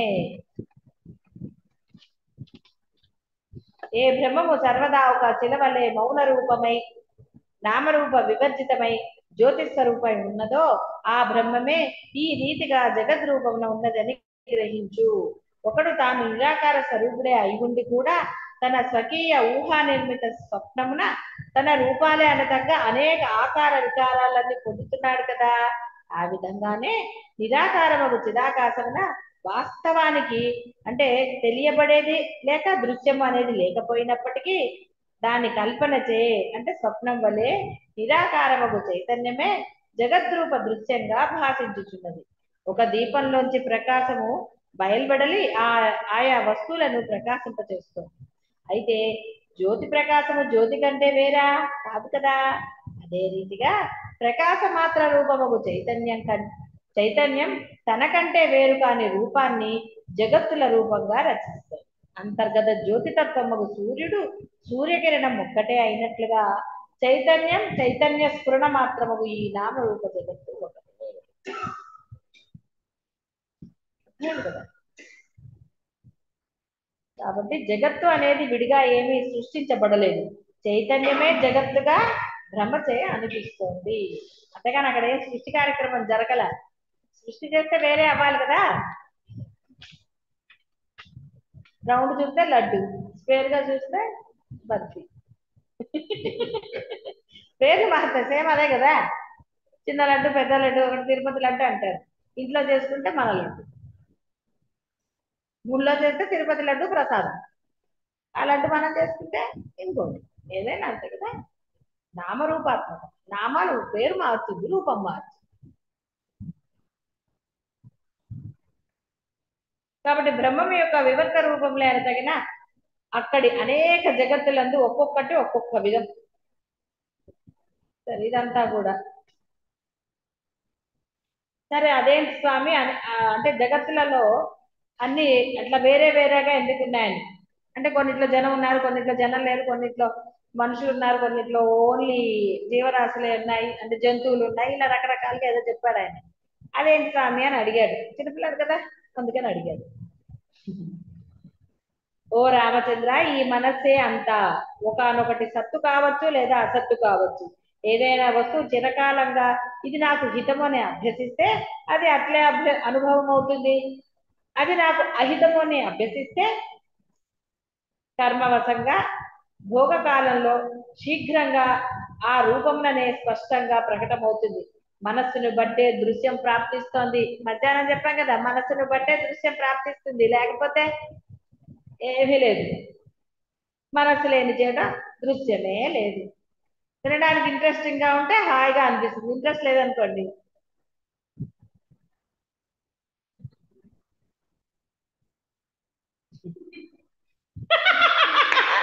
భలే యాక్చువల్ చేస్తారు కదా. ఇంట్రెస్టింగ్ గా లేకపోతే ఇదే కదా పక్క వాళ్ళకి అసలు ఇంట్రెస్ట్ లేకపోతే ఎన్ని రకాలు వస్తాయి కదా. మనసే, మనసుకి ఇంట్రెస్టింగ్ నేను వినాలి అన్న శ్రద్ధ మీకు లోపల కలిగింది అనుకోండి, చాలా alert గా ఉంటారు. లేకపోతే ఎన్ని రకాలండి కదా, ఎంతమంది ఉన్నారో అన్ని రకాలు.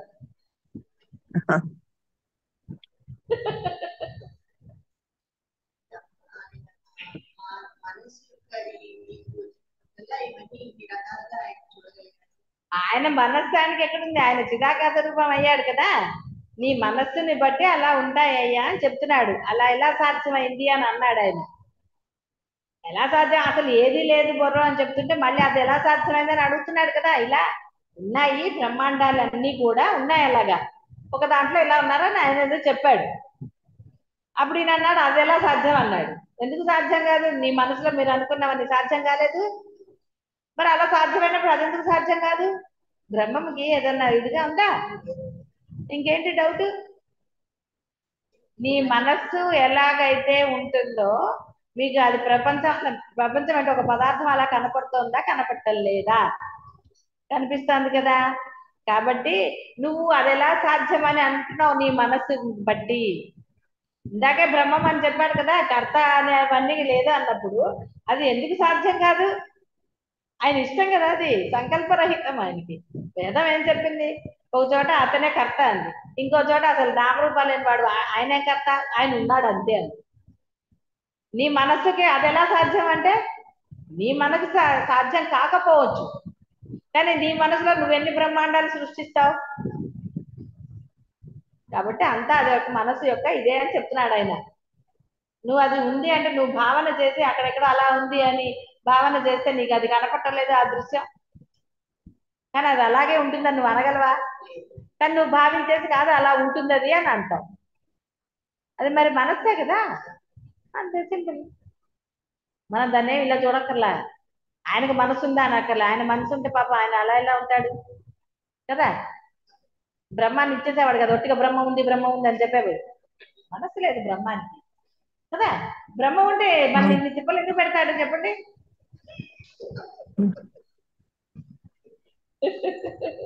కాబట్టి మనస్సే అంతా. కాబట్టి నాకు ఇష్టము అయిష్టం అనేది నువ్వే కదా, నాకు కష్టం అనేది మీరే కదా. ఇష్టమైతే ఎట్లయినా సాధించి తీరుతారు, అదే ఇష్టం లేకపోతే అడుగు కూడా కాలు నొప్పంటారు. అందా ఎన్నిసార్లు యాక్చువల్ చేయలే చేయలే. సరే, కాబట్టి ఆయన అన్నారు మనసు లేని చేత దృశ్యమే లేదు. ఇక్కడ ఇంకా కొన్ని బ్రహ్మాండాల గురించి చెప్తానన్నాడు, నేను చెప్పటం లేదు.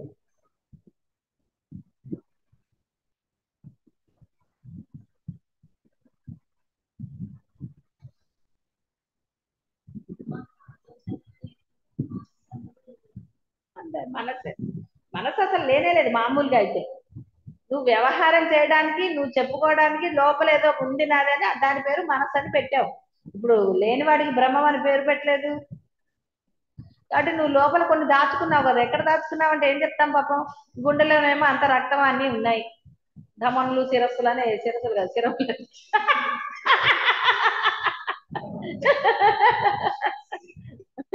కదా, అలా చెప్పారు. అందుకని ఎవరు గుండెని చూపించారు కదా. గుండెలో ఉన్నంత ప్రేమ గుండె ఉన్నది ఇంత, నా గుండె నిండా నువ్వే ఉన్నావు అంటాడు, అంటే అర్థం ఏంటి, నువ్వు లేవని అర్థం. ఎవరికి ఆ సూక్ష్మం అర్థం కాదు. నా గుండెలో నువ్వే ఉన్నావు. గుండె ఎంత ఉందండి, శరీరం ఇంత ఉంది, గుండె ఇంత ఉంది. అందుకని అట్లాంటి మాటలు నమ్మకండి. ఎవరు అది ఆలోచించారు అదేమిటో కదా.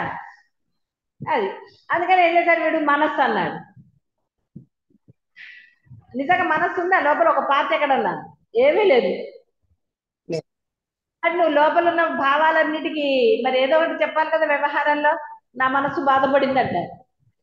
మనసు కదా బాధపడింది, నీకేమైందంటే సరే ఈ సూక్ష్మం కూడా ఎవరు గ్రహించారు అసలు. నా మనసు బాధపడింది అంట.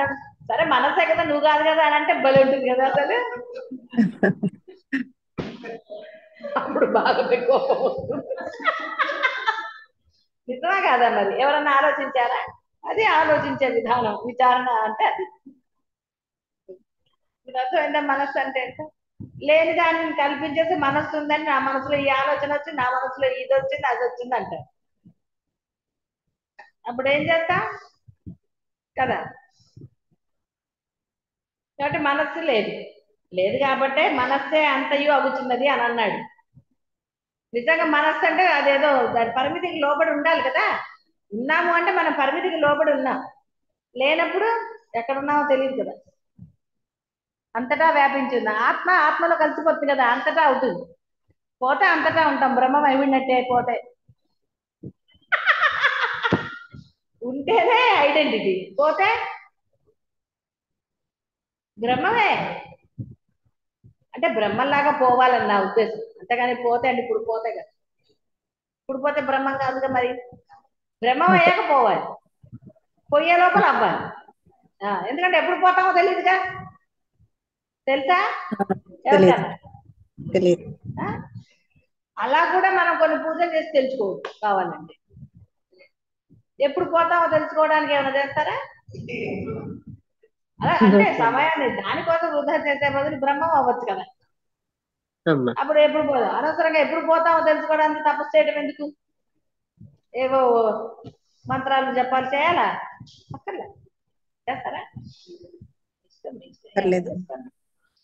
వద్దా? చెయ్యం గురుగారు. చేయరా? సరే మీ ఇష్టం. చెయ్యమా? ఓకే. వద్దమ్మా. వద్దా? నేను కొన్ని చేద్దాం అనుకుంటున్నా.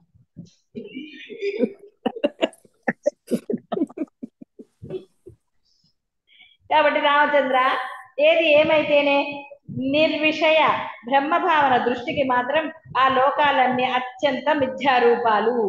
మట్టి బొమ్మలలోంచి మట్టిని వేరు చేసి చూస్తే ఏనుగు, గుర్రం మొదలైన ఆకారాలు శూన్యమే కదా.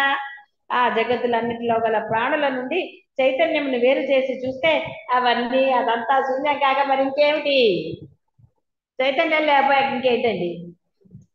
చైతన్యం పోయాక శరీరం ఏమైనా అట్లా గుచ్చుతుందా? ఉండదు. మీరు దాన్ని ఏం చేసినా చెప్పినా అది అందులో కలిసిపోతుంది కదా. ఎందులో ఒక అందులో కలుపుతాడు ఆయన పాపం. అందుకని ఆయనకి ఎందుకు శ్రమని మనం కలుపుతాం, అంతకంటే తేడా ఏం లేదు. శూన్యమే. ఇంకా చెప్పాడు జగత్తుల విశేషాలు. ఎందుకు లేదు జగత్తు వ్యవహారం. మన వ్యవహారయుక్తులు అయినప్పటికీ ఇంద్రియాలకు అగ్రాహ్యులై పిశాచాల వలె అనువర్తిస్తున్నారు. అది చెప్తా అనుకున్నా. పిశాచిని వాళ్ళు తలుచుకోలేదు. ఈ విధంగా సర్వజ్ఞుడను కేవల సాక్షినియగు నాకు అనేక బ్రహ్మాండాలు కనపడ్డాయి. చిదాకాశం నందు కల్పన చేయబడి దిక్కులలో అటు ఇటు పరిభ్రమణం చేస్తున్నాయి.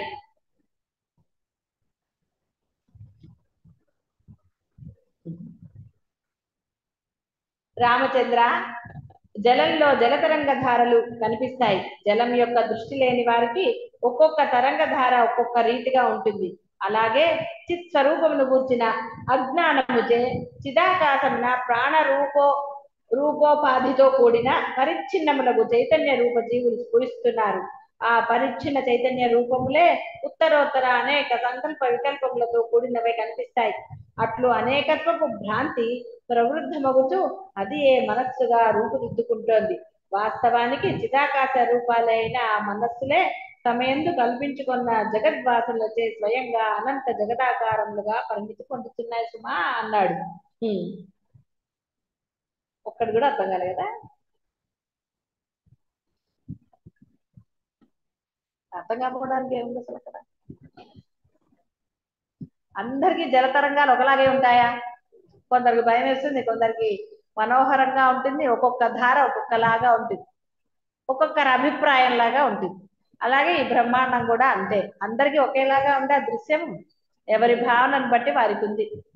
కాబట్టి ఎవరికైతే అదే నీ మనస్సు రూపాంతరంగా చెందుతోంది అంటే నీ మనస్సులోని భావనలే కదా, ఇది అది అలా ఉంది ఇలా ఉంది అని ఏమిటంటున్నారు, అదే కదా మీరు భావన చేసేది. కాబట్టి అదే మనస్సుగా రూపం చెందింది అంటే నీ ఆలోచన, నీ ఇష్టాలు, నీ భావనలే మనస్సు. ఇప్పుడు ఇందా చెప్పింది అదే కదా నీకు, ఏది లేనిది. కానీ ఇవన్నీ ఎక్కడున్నాయంటే ఏం చెప్తావు? లోపల ఉన్నాయంటే ఎక్కడన్నా, అందుకని మనస్సు అన్నారు. అదే మనస్సుగా పరిణితి పొందుతుంది అని చెప్పారు. అంతే తప్ప మళ్ళీ ఇక్కడి నుంచి మనస్సు అంటే మళ్ళీ ఎక్కడి నుంచి వచ్చిందని ఆలోచించక్కర్లా. నీ భావనలే అది మనస్సుగా రూపుదిద్దుకుంది. అంటే అర్థం ఏంటి? నువ్వు కల్పించావు ఒక మనస్సు ఉంది అని అన్నావు అంతే. లోపల నా మనస్సు ఉంది అన్నావు. మనస్సులో సంకల్పాలన్నీ. నీ సంకల్పం అంతా ఎక్కడ చేస్తావు? మనస్సులోనే కదా. అర్థమైంది ఇప్పుడు? అవే అనంత జగదాకారంలాగా పరిణితి. వాసనలు అంటే నీ ఇష్టాలు, సంకల్పాలు ఇలాంటివన్నీ మళ్ళీ దాన్ని అప్లై చేస్తే రూపాలు వస్తాయి. అప్లై చేయక లోపలే అంటే లోపలే నడుస్తాయి కదా. దాన్ని అనుభవాలే కదా మీ అందరికి.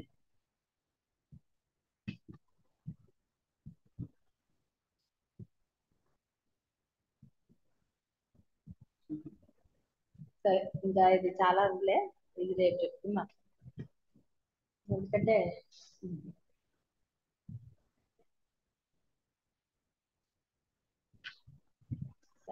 ఓకే, శుభం భయ్యా.